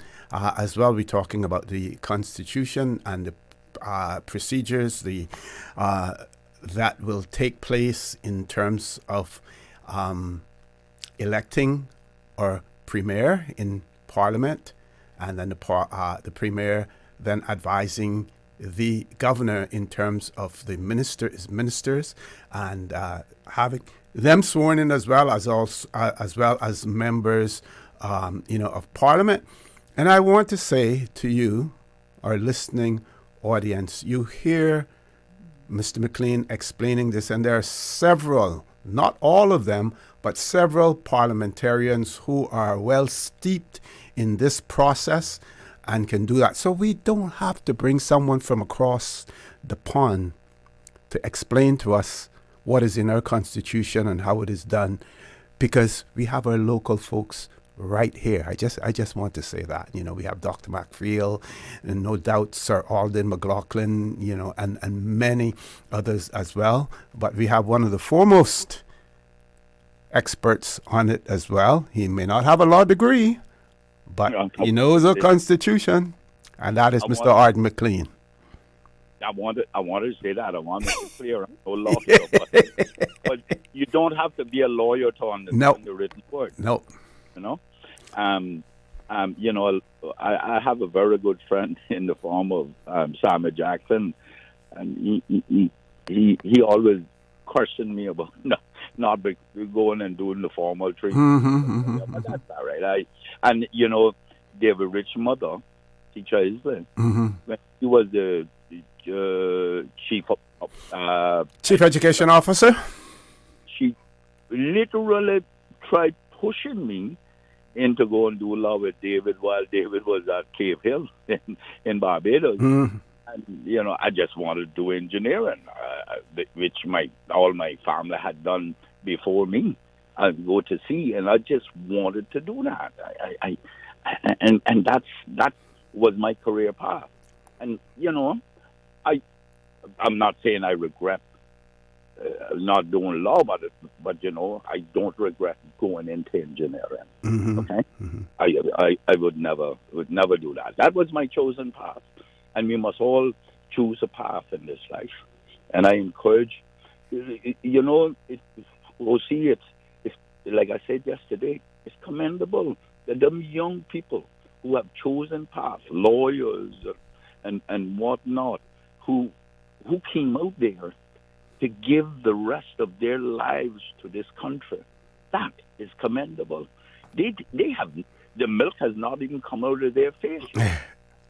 and they're coming out there, and they're very educated, very intelligent, and they're coming out there to do that and give up their chosen path of taking care of their family. We need to be proud of that. We need to be very proud of that.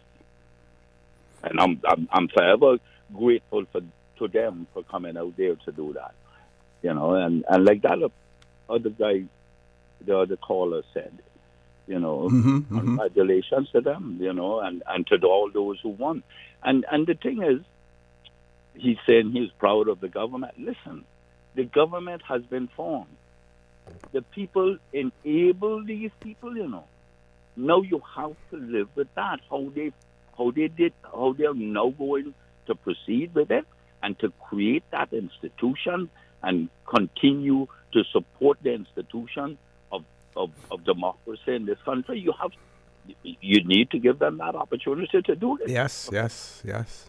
You need to give them that, regardless of how you felt, and the campaign is behind us, and let's move on.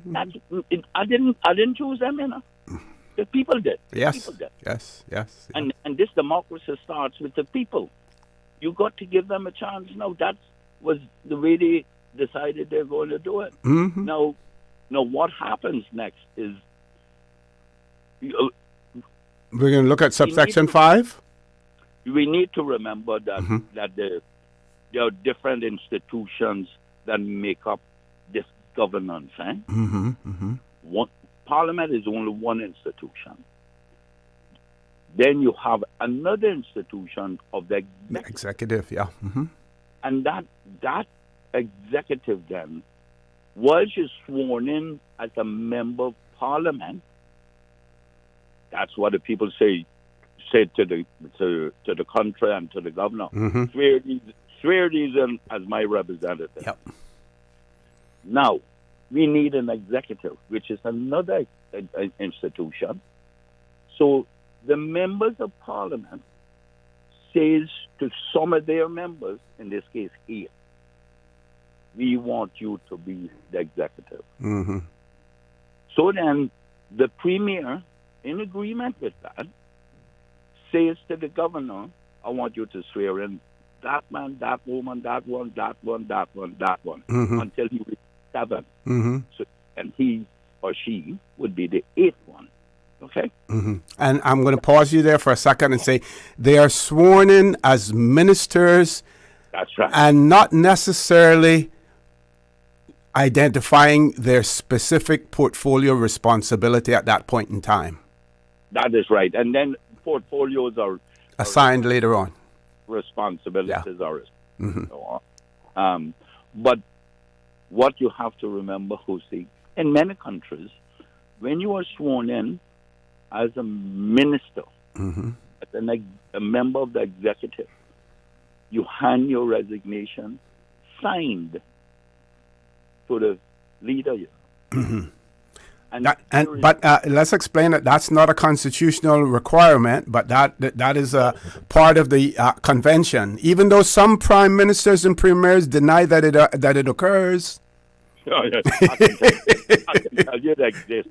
I can tell you that exists. And when there is a disagreement or a problem with that minister, that person in independent countries, it is the governor general who's the head of that country. Yeah, that is handed into the governor general, and that's it, because it's the governor general who swear up. So and in this case, our governor general is the governor. That is correct, and so that appointment is then revoked, and then provisions are in that same 49 to appoint another minister. So all the necessary provisions are in the Constitution for the good governance of this country. But we need to, all we need to do is think about it. It's like in your daily life, but it's here in writing, and that's the supreme law of this country. Yeah. And it must be followed, because what you're doing then, if it's not followed, you're destroying the sanctity of that institution. And once you start doing that, you get anarchy, you get revolts, you get whatever. You know, one of our things here, because we're small, and people would know us and whatnot, is we don't have advocacy groups, like civil groups, who would fight when you see there's an encroachment. Take it to court and carry it to the... You see it in America. Yeah. When they do tariff, immediately some of them advocacy groups go straight to the court for a declaration on it. So, you know, we don't have that here. And Mr. Thomas was saying earlier talking about it was a quiet election. He's glad for that. He prayed for that and stuff. I would like to thank Mr. Thomas for praying for it. But we have never had violence in our election. Yeah. Nope. Never. Nope. Not like other countries, and emphasis on other countries, wherein politicians have their henchmen, they have their people who, let me put it this way, they're enforcers who force people to go to the polls to vote for a particular party. We have never had that. So when we start talking... we do have some social media bullies, but, you know... Yeah, but it's whether I go up on the social media... Yes. I subscribe to it. Yeah, you know, that's a freedom of expression, just like me. The same right you have to express yourself, every other one should. But that's what was coming to with this thing with water authority. What is creeping in this country is the lack of respect for institutions and individuals. And that extends to the driving habits in this country. That's an institution too. Of the security of this country. Institution too. And respect for the institution of the church. The Constitution specifically says that. Respect for the religious beliefs. But we take these things in isolation and don't understand how they merge into true democracy. And see this creeping in of the lack of respect for people and institutions. We need to put a stop. Yeah, yes. Got to take another commercial break. When we return, we want to talk a little bit about our Constitution. You know, we have some people out there who are critical, about the Constitution. You were involved in the process as well. We talk a little bit about that. Folks, we're going to take a commercial break. Please stay tuned for the record. We'll be back shortly. Did you know that Doctors Hospital provides urgent care services 24 hours a day, 7 days a week?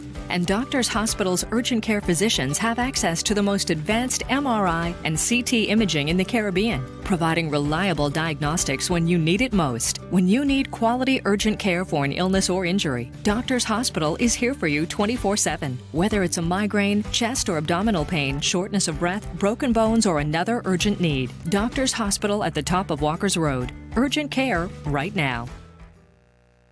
Step back in time and discover the rich history of the Cayman Islands at the National Museum. Located on the waterfront in Georgetown, the National Museum is proudly housed in the Old Courts Building, Cayman's oldest standing public building. Explore captivating exhibits and learn about our unique heritage and culture. Open Monday to Friday, 9 a.m. to 5 p.m. and Saturdays from 10 a.m. to 5 p.m. And here's the best part, Saturdays are free for residents. Don't forget to visit our museum gift shop. Every purchase helps preserve our artifacts and the historic building we call home. Visit www.museum.ky for more information.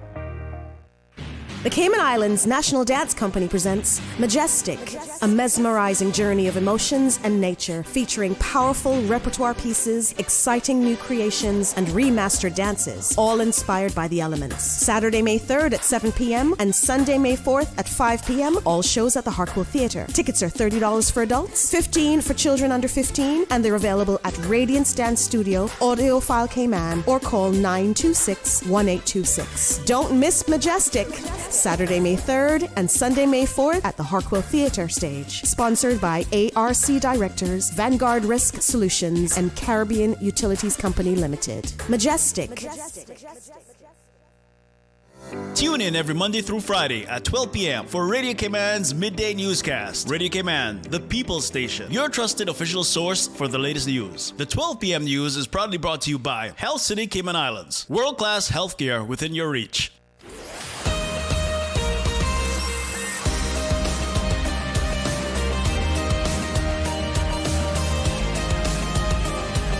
For the Record with Orrett Connor.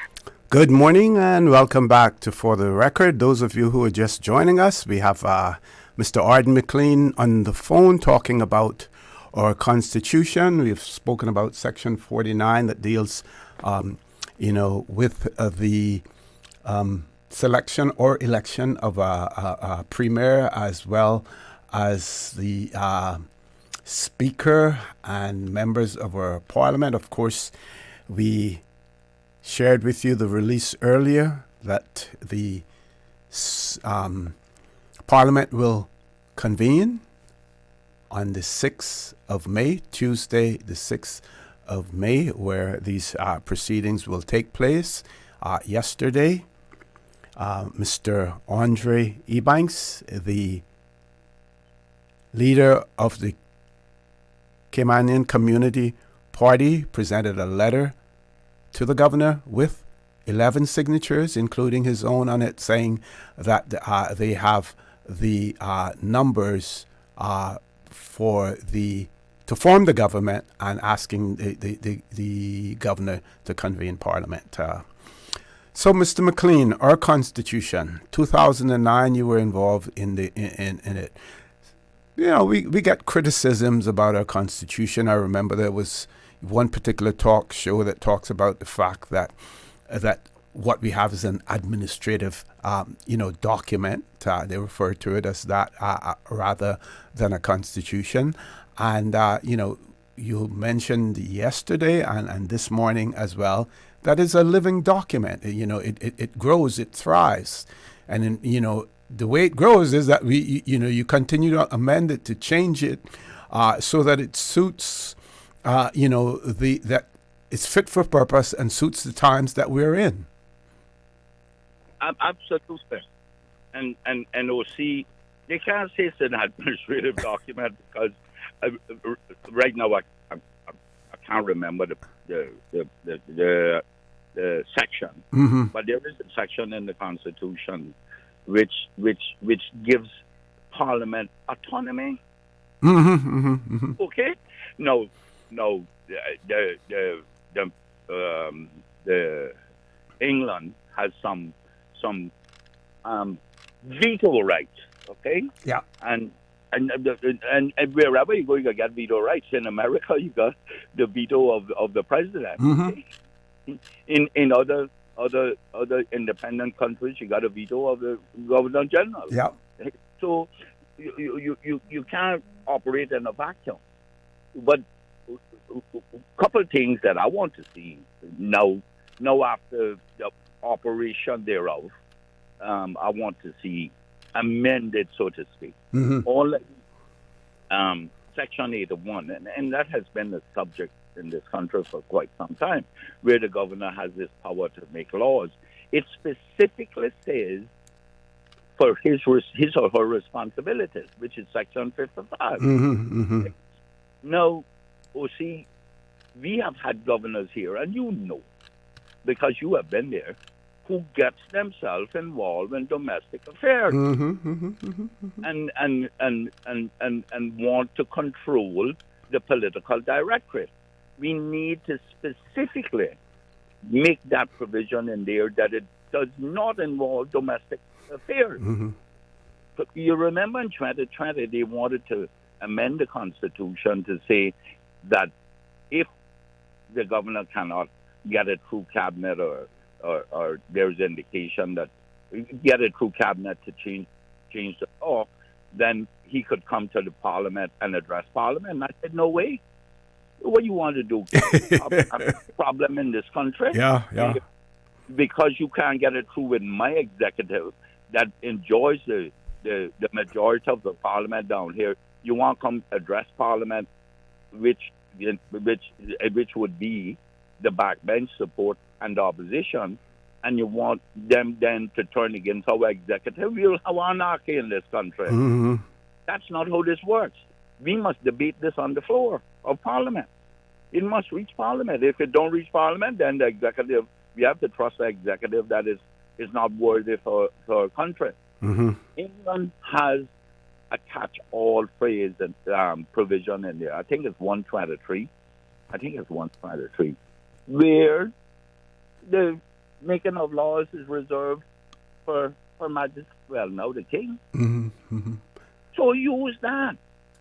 We get these off-the-cuff governors coming here, and you know that, OC. Let's look at Tempura and all those. They want to control, and they're really civil servants who has no political experience, don't know what it is to go out there and campaign on the ground for the right to be a parliamentarian and get elected, and they want to apply their own set of rules. That we need to have greater control over, and I believe we need to make some little tweaks in the Constitution to ensure that happens. But they'll never give us like what they gave Bermuda. Now, back to Section 81. Didn't the then Premier Sir Alden had an agreement with the UK for some changes, but it fell through because of some other issue a few years ago? I'm trying to remember that that situation? Well, let me explain to you. Okay. At the time those talks were done, Ezard was leader of the opposition. Mm-hmm. Before they came to Parliament, I became leader of the opposition. Right. Right. So when they came, they sent them to me for my review and stuff. When they came, OC, I said, I'm not supporting this. And the condition of the amendment to the Constitution was that it had to be a unanimous approval. The opposition had to be in agreement with the amendment. Mm. At the same time, they wanted to put in the 8th minister. And I objected to that. I don't have a problem with the 8th minister being there. And the opposition, me and the opposition, I don't have a problem with the 8th minister being there. But you wait until after the next election. Because this was December 2020, you know. Okay. And they withdrew the amendment to Section 81 to appease the opposition, to get an agreement from the opposition. And that's how it has stayed in place. That's that story in a nutshell.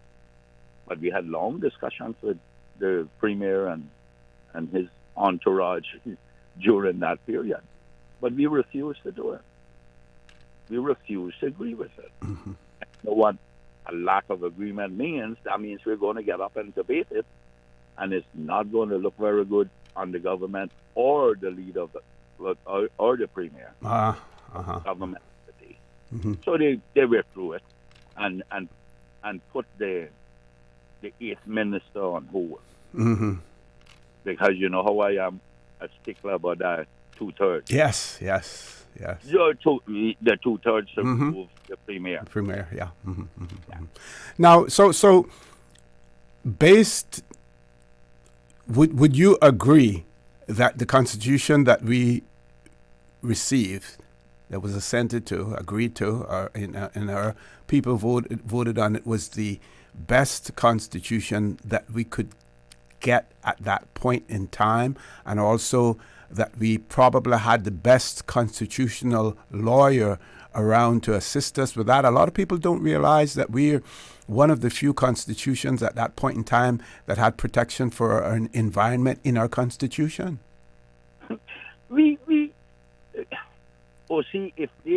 If someone tells me that the 72 Constitution was an administrative document, I'll agree with you. Mm-hmm. We advanced our Constitution. I'm not saying that it's perfect. Right. God knows we need to make some amendments. I said that, some tweaks. But we advanced our Constitution further than any other overseas territories in 2009, that the people voted on, Yep. Much further. Autonomy and whatnot. No, I can't tell you that the people who were operating it since 2009 was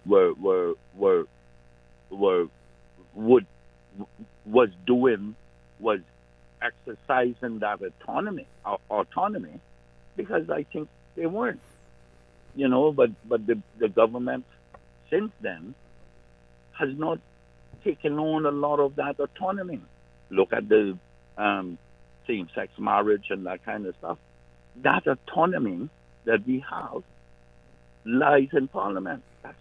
And Parliament rejected that bill, hoping that it would be brought back in a different form and a different method of using it. And we sat right there and justified the governor using his reserve powers to put a bill in place whilst it was a domestic matter.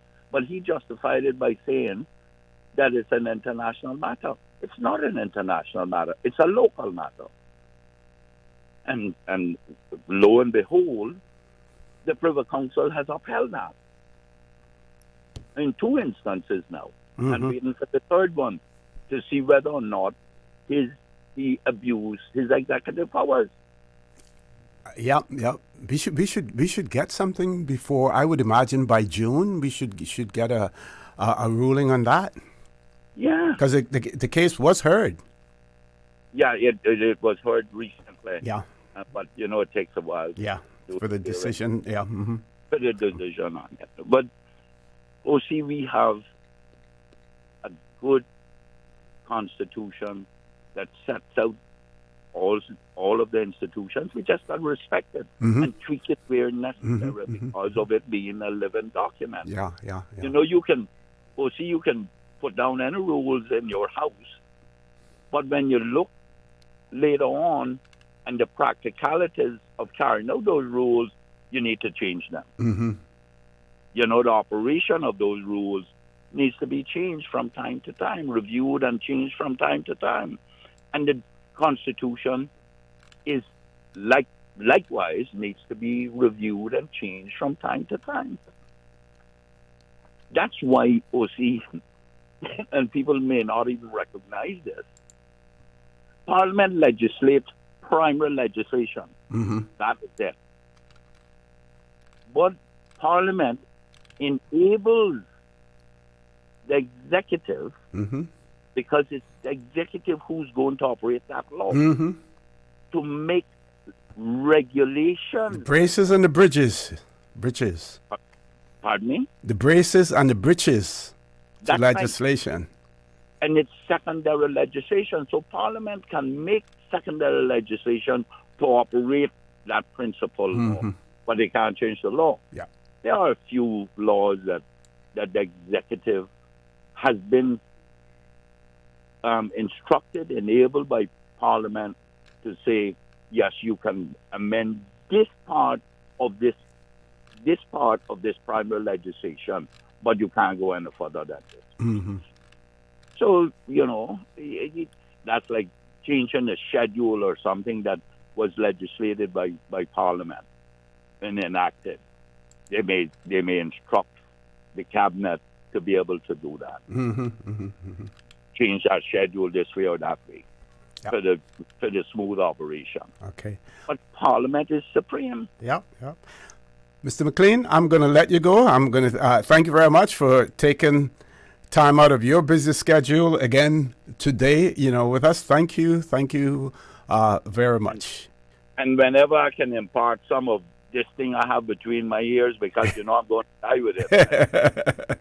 Yeah. And hopefully someone, as a result of me saying these things, they may not believe what I'm saying, but I got pushed them to go and do the research. Yes. Extremely grateful. Take care. All right. Thank you. Thank you very much, folks. We're going to take a commercial break. When we return, we'll have less than a half an hour to go in the show this morning. Don't change that dial. Please stay tuned for the record. We'll be back shortly. My mom's a superhero. She always knows what to do when I feel icky. Yesterday, we went to West Bay Pharmacy, and they had everything she needed. Medicine, my favorite Band-Aids with dinosaurs, and even flavored vitamins. Mom says they keep our family healthy. I think they're magic. But don't tell anyone. I think superhero shop at West Bay Pharmacy. West Bay Pharmacy, where the superheroes shop. West Bay Pharmacy and Centennial Towers. Convenient quality care is just around the corner. Your dream home starts with a vision, and often inspiration is at the heart of that vision. Brand Source Home Gallery's in-house designers are here to help bring your vision to life. Whether you're remodeling or building a new home, Brand Source Home Gallery is your one-stop solution. Explore their kitchen cabinets, sinks, faucets, bath fixtures, tubs, vanities, and more. Let Brand Source's designers help and inspire you with your next project. Call 623-5000 and schedule an appointment with a design expert at Brand Source Home Gallery, Dorsey Drive, Industrial Park, serving Cayman for 50 years. I was undercover and had just recovered the stolen artwork, but... Aunt Angie, what does this have to do with managing my insurance? Well, long story long. I found the art thief in France, but ended up becoming somewhat of a local celebrity. So I had to stick around for a while. But I was able to handle all my insurance needs with CG's online portal. The online portal. Safe, convenient, simple. CG Britgay. Good like that.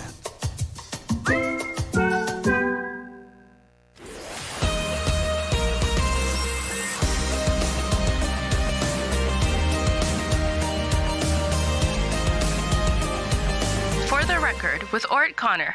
Good morning and welcome back to For the Record. We have about less than a half an hour, 26 minutes to go in the show this morning. I want to take this opportunity also to extend sincere condolences to the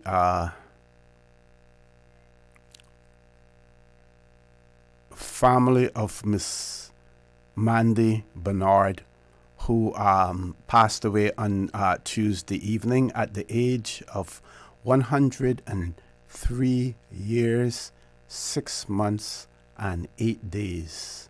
So to all of the family, our sincere condolences to you as well. One of our listeners wrote and said, "I'm happy that the election process is over and for the seemingly smooth and speedy forming of a new government. One of the things I would ask this new government to do as soon as possible is to have an audit conducted, preferably by a private firm, to look into the excessive spending frenzy that was carried out by the outgoing government, and this new government make a decision whether any of these projects can be discontinued or be put on hold and more urgent matters be addressed." Well, I don't think that we need an outside audit, any independent one. We have the Auditor General's office, and if you look at their reports, they report on these things. I understand exactly what the writer is saying. Also, as far as projects are concerned, you may find that the cost of terminating the project may be more than continuing it as well. So that would have to be taken into consideration. They also go on to say that there are other pressing issues not involving the public purse, especially immigration and labor, which also need to be addressed immediately and which I pray, excuse me, they will deal with as soon as possible. May God continue to bless the Cayman Islands. Now, what I want to say, yes, immigration and labor. Immigration was one of the top subjects, covered by almost, if not all, of the candidates. We spoke about low-hanging fruit. I think this is where that topic of immigration is where we will get an opportunity to see, who's in control. Who's the puppet master, if there is one. We will know now, because bold statements were made about immigration and immigration issues. Those bold statements involved the protection of Caymanians, ensuring that Caymanians, where they are qualified and willing, that they get the jobs. So we will see when other affected entities, like the members of some members of the Chamber of Commerce, when they're going to be affected by it, how much pushback we're going to get, and how much this it will move forward as far as immigration is concerned. Let me find other. We do have a caller. Let's grab the caller, and I can read the other WhatsApp messages in the meantime. Caller, good morning. Welcome to For the Record. Good morning, Mr. Connor. Good morning to your listening audience. This is Kenneth Bryan. Sir, how are you doing? Good morning. I'm fine. How are you? And congratulations again. Thank you so much. I wish I could say I'm doing a lot better, but I'm okay. I have a lot to be grateful for. The good people of Georgetown Central, with resounding numbers, came out and showed that they still wanted me as their representative, and that makes me the most happiest man in the world. I can't say that I'm super happy about the unfortunate circumstances that my party and myself are no longer a part of the government, but that doesn't mean we're not a part of the solution to the concerns that the country has in the many different fronts. I just want to call in to say thank you to the good people of Georgetown Central for voting for me, believing in me, just like how I believe in them, and I look forward to representing them in any way I can from the position of being in the opposition. I look forward to a more closer relationship with them over the next 4 years, because I won't have the heavy burden of of being minister and deputy premier anymore. So there's a positive side to this. I want to just also announce that I'm going to have my constituency office closed for about 3 days next week. Gives me a chance to sit with my team and transition properly, to have a plan and think about how we're going to be best effective on representing the people from the position that will become new, but also to give them a little break, because my team worked really, really hard over the campaign. We got 750 votes, which is a lot, particularly coming after with two major parties coming after me. So, And your previous numbers in 2021 was? 851. Okay. So a drop of 100 voters, but a lot of people moved out, and a lot of people, unfortunately, passed away. So I think I'm in that place of a lot of people still believe in me, and I'm so happy for that. And I'm going to prove to even those 357 persons that didn't vote for me.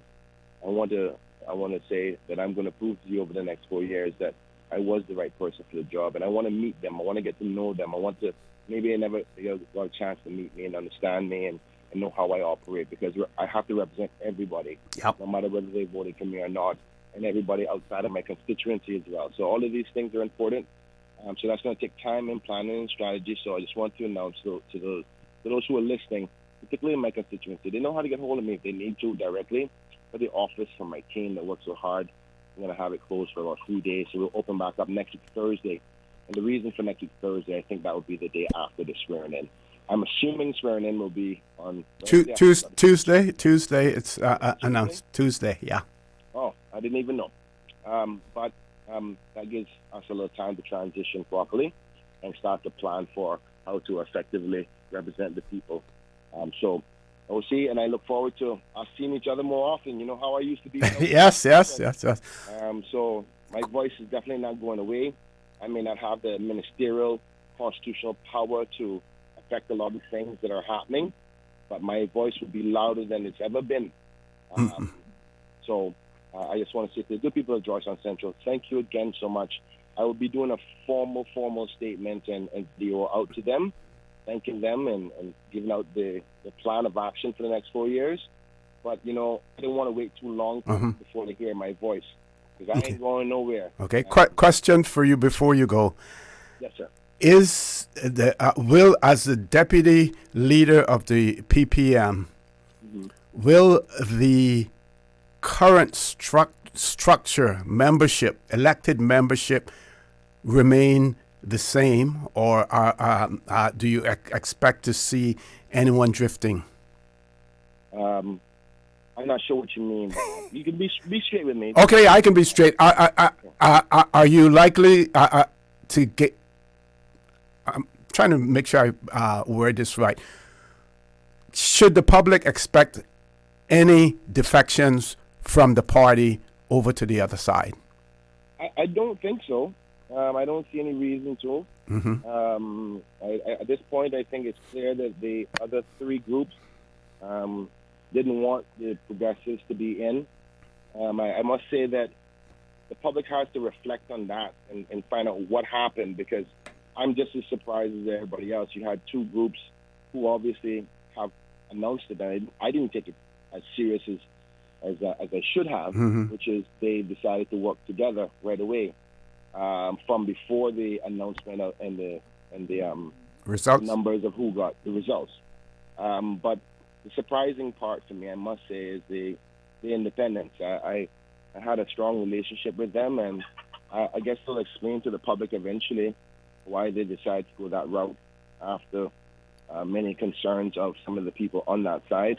But, they have their reasons. Then they will have to tell the public. A part of accountability is answers. A lot of people are confused. A lot of people are upset. There's a lot of people who are happy too. Yep. This is democracy. So I respect it, and I will embrace it and do the part that the people expect me to do, which is to hold the government accountable and be ready if anything goes wrong, because unfortunately I see a lot of signs of what happened before could potentially happen again, and that's not what I wanted. So I do really wish that they keep it together, not because that keeps me out, but because it needs stability. We truly need stability, and I hope that they can effectively rule, also actually find the solutions to the many problems that everybody in the campaign outlaid, cost of living, housing, immigration concerns. I'm really going to be watching closely, but I can tell you this. It will be no easy time in Parliament, so I can send this message clearly to those who are in power. In opposition, now that I know the full gamut, I will not be taking it easy. It won't be in opposition like the previous government did. I'm coming, and I'll be holding them accountable every step of the way, because it is a crucial time, and there's some serious issues. They got the mandate now. There's no excuses. Let's see what's going on. And I'm not going to be afraid to talk about it. But, no need to get down in the negative zone, so to speak, now. Right now it's about transitioning, getting the country back settled, because elections really drive up everybody, and there's a lot of division. And I want to take this opportunity to say thank you to my opponents. I wouldn't want to call them opponents, but the people who ran against me. Mr. Anthony Ramon, Ms. Carmen Macfield, I love you. It's now time for us to come back together as a Georgetown Central community. We can work together to make Georgetown Central better, and the Cayman Islands. That's over. Campaigns are political and they get a bit stressful, but we have to reunite the country now, and I believe in that strongly. We've always been a mature community to be able to disagree for a little bit and then get back together as good old Cayman people. So I want to say to them, I love them and thank you, and I hope they can understand and can get our relationships back together. But, OC, I only want to call in to tell the public, God, I love you, Cayman. I love you, Georgetown Central, and I look forward to working hard for you for the next 4 years.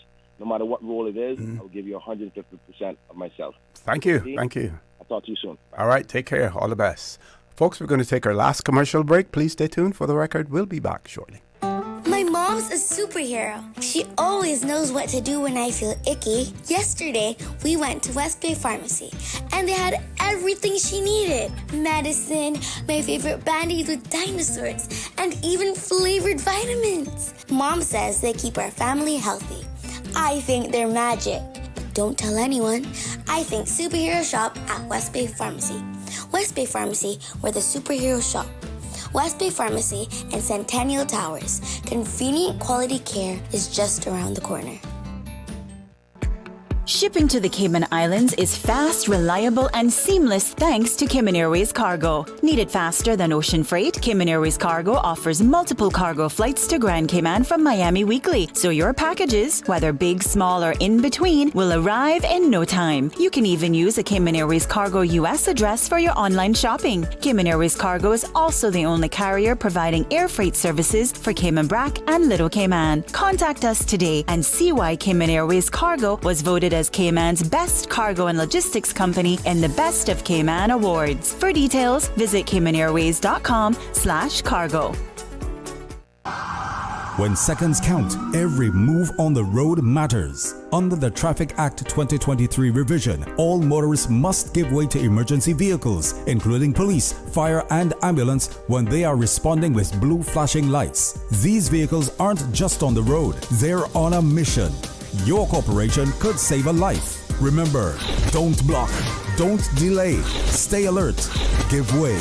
Respect the rules, respect the road. Give way.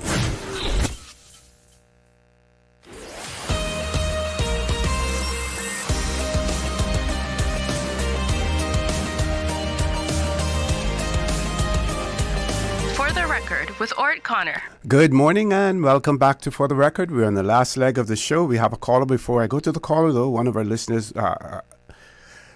commenting on the conversation with Mr. McLean, and they point out it says it seems in this case sorry. I understand I understand that in the last amendment, the significant section 81 was going to be removed. Yep. Then, because of subsequent matters, the significant section 81 was not removed. And then they point out that the appeal court approved the Privy Council approved And the Privy Council is now considering the issue. That's the other issues that we talk about.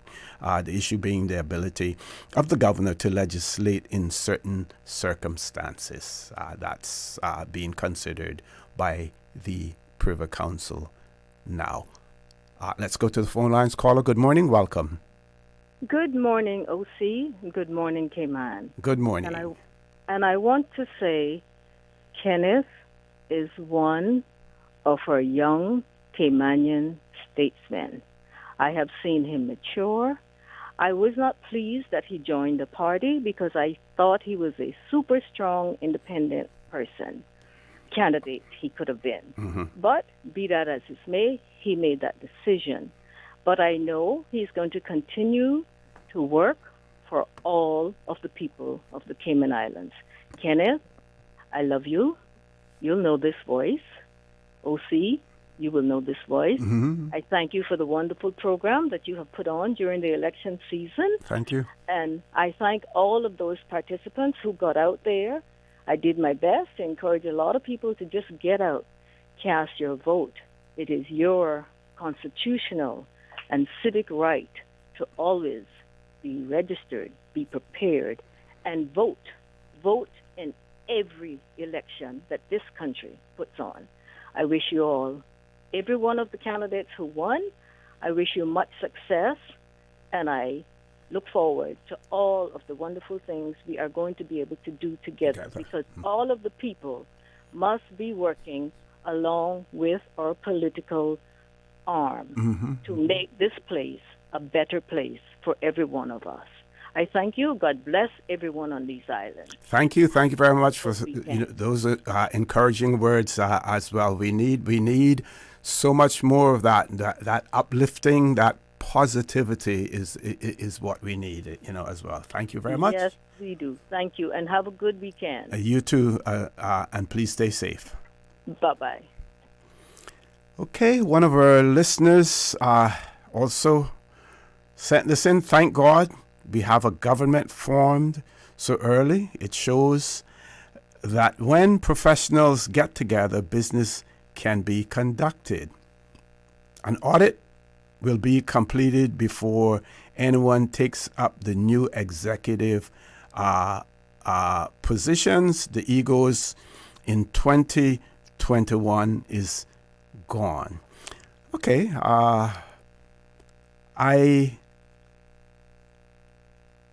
the government has said that they want to conduct an audit. They want to know exactly where they are at. There are politicians who want to do things, so that they can be remembered by. And like I said, I shared this scenario quite recently of a minister who had a particular project that he was trying to get through, and it was known as the Executive Council at that point in time. The then leader of government business declined to support it, wouldn't allow it. And the minister then informed the leader that the intention was to name the facility after the leader. And once that was said, reversal of fortunes came about and the project was approved, and we now have that edifice in Georgetown. So sometimes the ego plays a part in it as well, but sometimes you can mix that ego with the need as well. So there might be a need for something, and I'll use the Brack School as an example. There's no one who questions the fact that they need a school. Now, some people are questioning the cost of it. They may not know what the costs involve. And honestly, I suspect that at the end of the day, the premier and the minister responsible didn't really comment on it. But I would suggest that at the end of the day, that project was going to come in under cost and less than what the public was saying or thought that it was going to be. Just my thoughts on that. But I would say that the majority of projects that are undertaken in the Cayman Islands is they are taken place, they are done because they're needed by the people as opposed to anything else. One of the challenging issues will have to be, our garbage dump and the whole regen thing. That has to be resolved. That has to be resolved. And the question will be whether or not we have a minister, with the technical know-how or who can employ the technical know-how to get that done. We cannot continue to kick the can down the road in that particular area, as well. But again, like I said earlier, and, I will ensure while I'm on the show, I don't know how long I'll be here, but while I'm on this show, I will support whatever government we have. I will be critical of them when criticism is necessary. I will make suggestions to them, as well, because that is the way that we have to hold our elected representatives accountable. Not only the government, but the opposition as well. All parliamentarians, we have to hold them accountable at the end of the day. I've done it before, and as long as I'm here, I will continue to do so as well. We hope and we trust that they will use the people's radio station, Radio Cayman, to convey, and we shouldn't be exclusive, but it is the government's radio station, and they should use that to convey their messages, get their messages out there when when they want to be heard. It should be done through Radio Cayman as well. That support needs to be there because there are lots of people who listen and watch Radio Cayman. There are others who will tell you, "Oh, we have more views and whatever." A lot of people who listen to Radio Cayman. So you have to make yourselves available, whether you are a member of cabinet or whether you're just simply a member of parliament as well. You have to make yourselves available. I will also say to those who were unsuccessful in the elections, continue to connect with your communities. Get out there and talk, be active, with them as well, because that is absolutely necessary. I think we're going to be going. Are we going live, Paul, to the press briefing with the observers? Do we know? I just want to make sure that I'm off at 10 o'clock if that is, what has to take place. I want to make sure of that. I'm going to check all of the WhatsApp messages that we have received to ensure that I have covered all of them. Okay, CIG TV is the where the international observers will be having their press conference at 10 this morning, and hopefully we will hear from our local observers as well. We had local observers who were involved in the elections process. On one of my shows, I plan on looking at the last election, the parliamentary observers, Commonwealth parliamentary observers, their report in 2021, see what recommendations were made, what recommendations were actually implemented by them, and then once we officially receive the report of these observers, let's look and see what they have said as well. I know that there were some concerning images about a ballot box being left empty, ballot box, I should say, being left at one of the polling stations. That is unfortunate. The optics are not good, but we know that there was nothing that was sinister. There were nothing sinister that occurred. Those persons had been working, all day, probably from the day before as well. Someone, just fell down in terms of their responsibilities, but nothing should be made of that. And, so far, we haven't heard anyone talk about challenging the results of the elections, even though there were close margins in some areas as well. That's the way we operate in the Cayman Islands. There was a point in time when I think in a by-election, someone won by either 4 or 6 votes, and they didn't ask for a recount. Why they didn't ask for a recount was because the count was so conducted in such a way that there was no possibility that any mistakes had been made during that count as well. So, again, peaceful elections. We will have a peaceful transfer of power, and let's support those who we have chosen now to govern us as well. With that, folks, I want to say to you, thank you for joining me this morning. For those who participated, again, thanks to Mr. Arden McLean. Those of you who are politically inclined, get out there on Tuesday and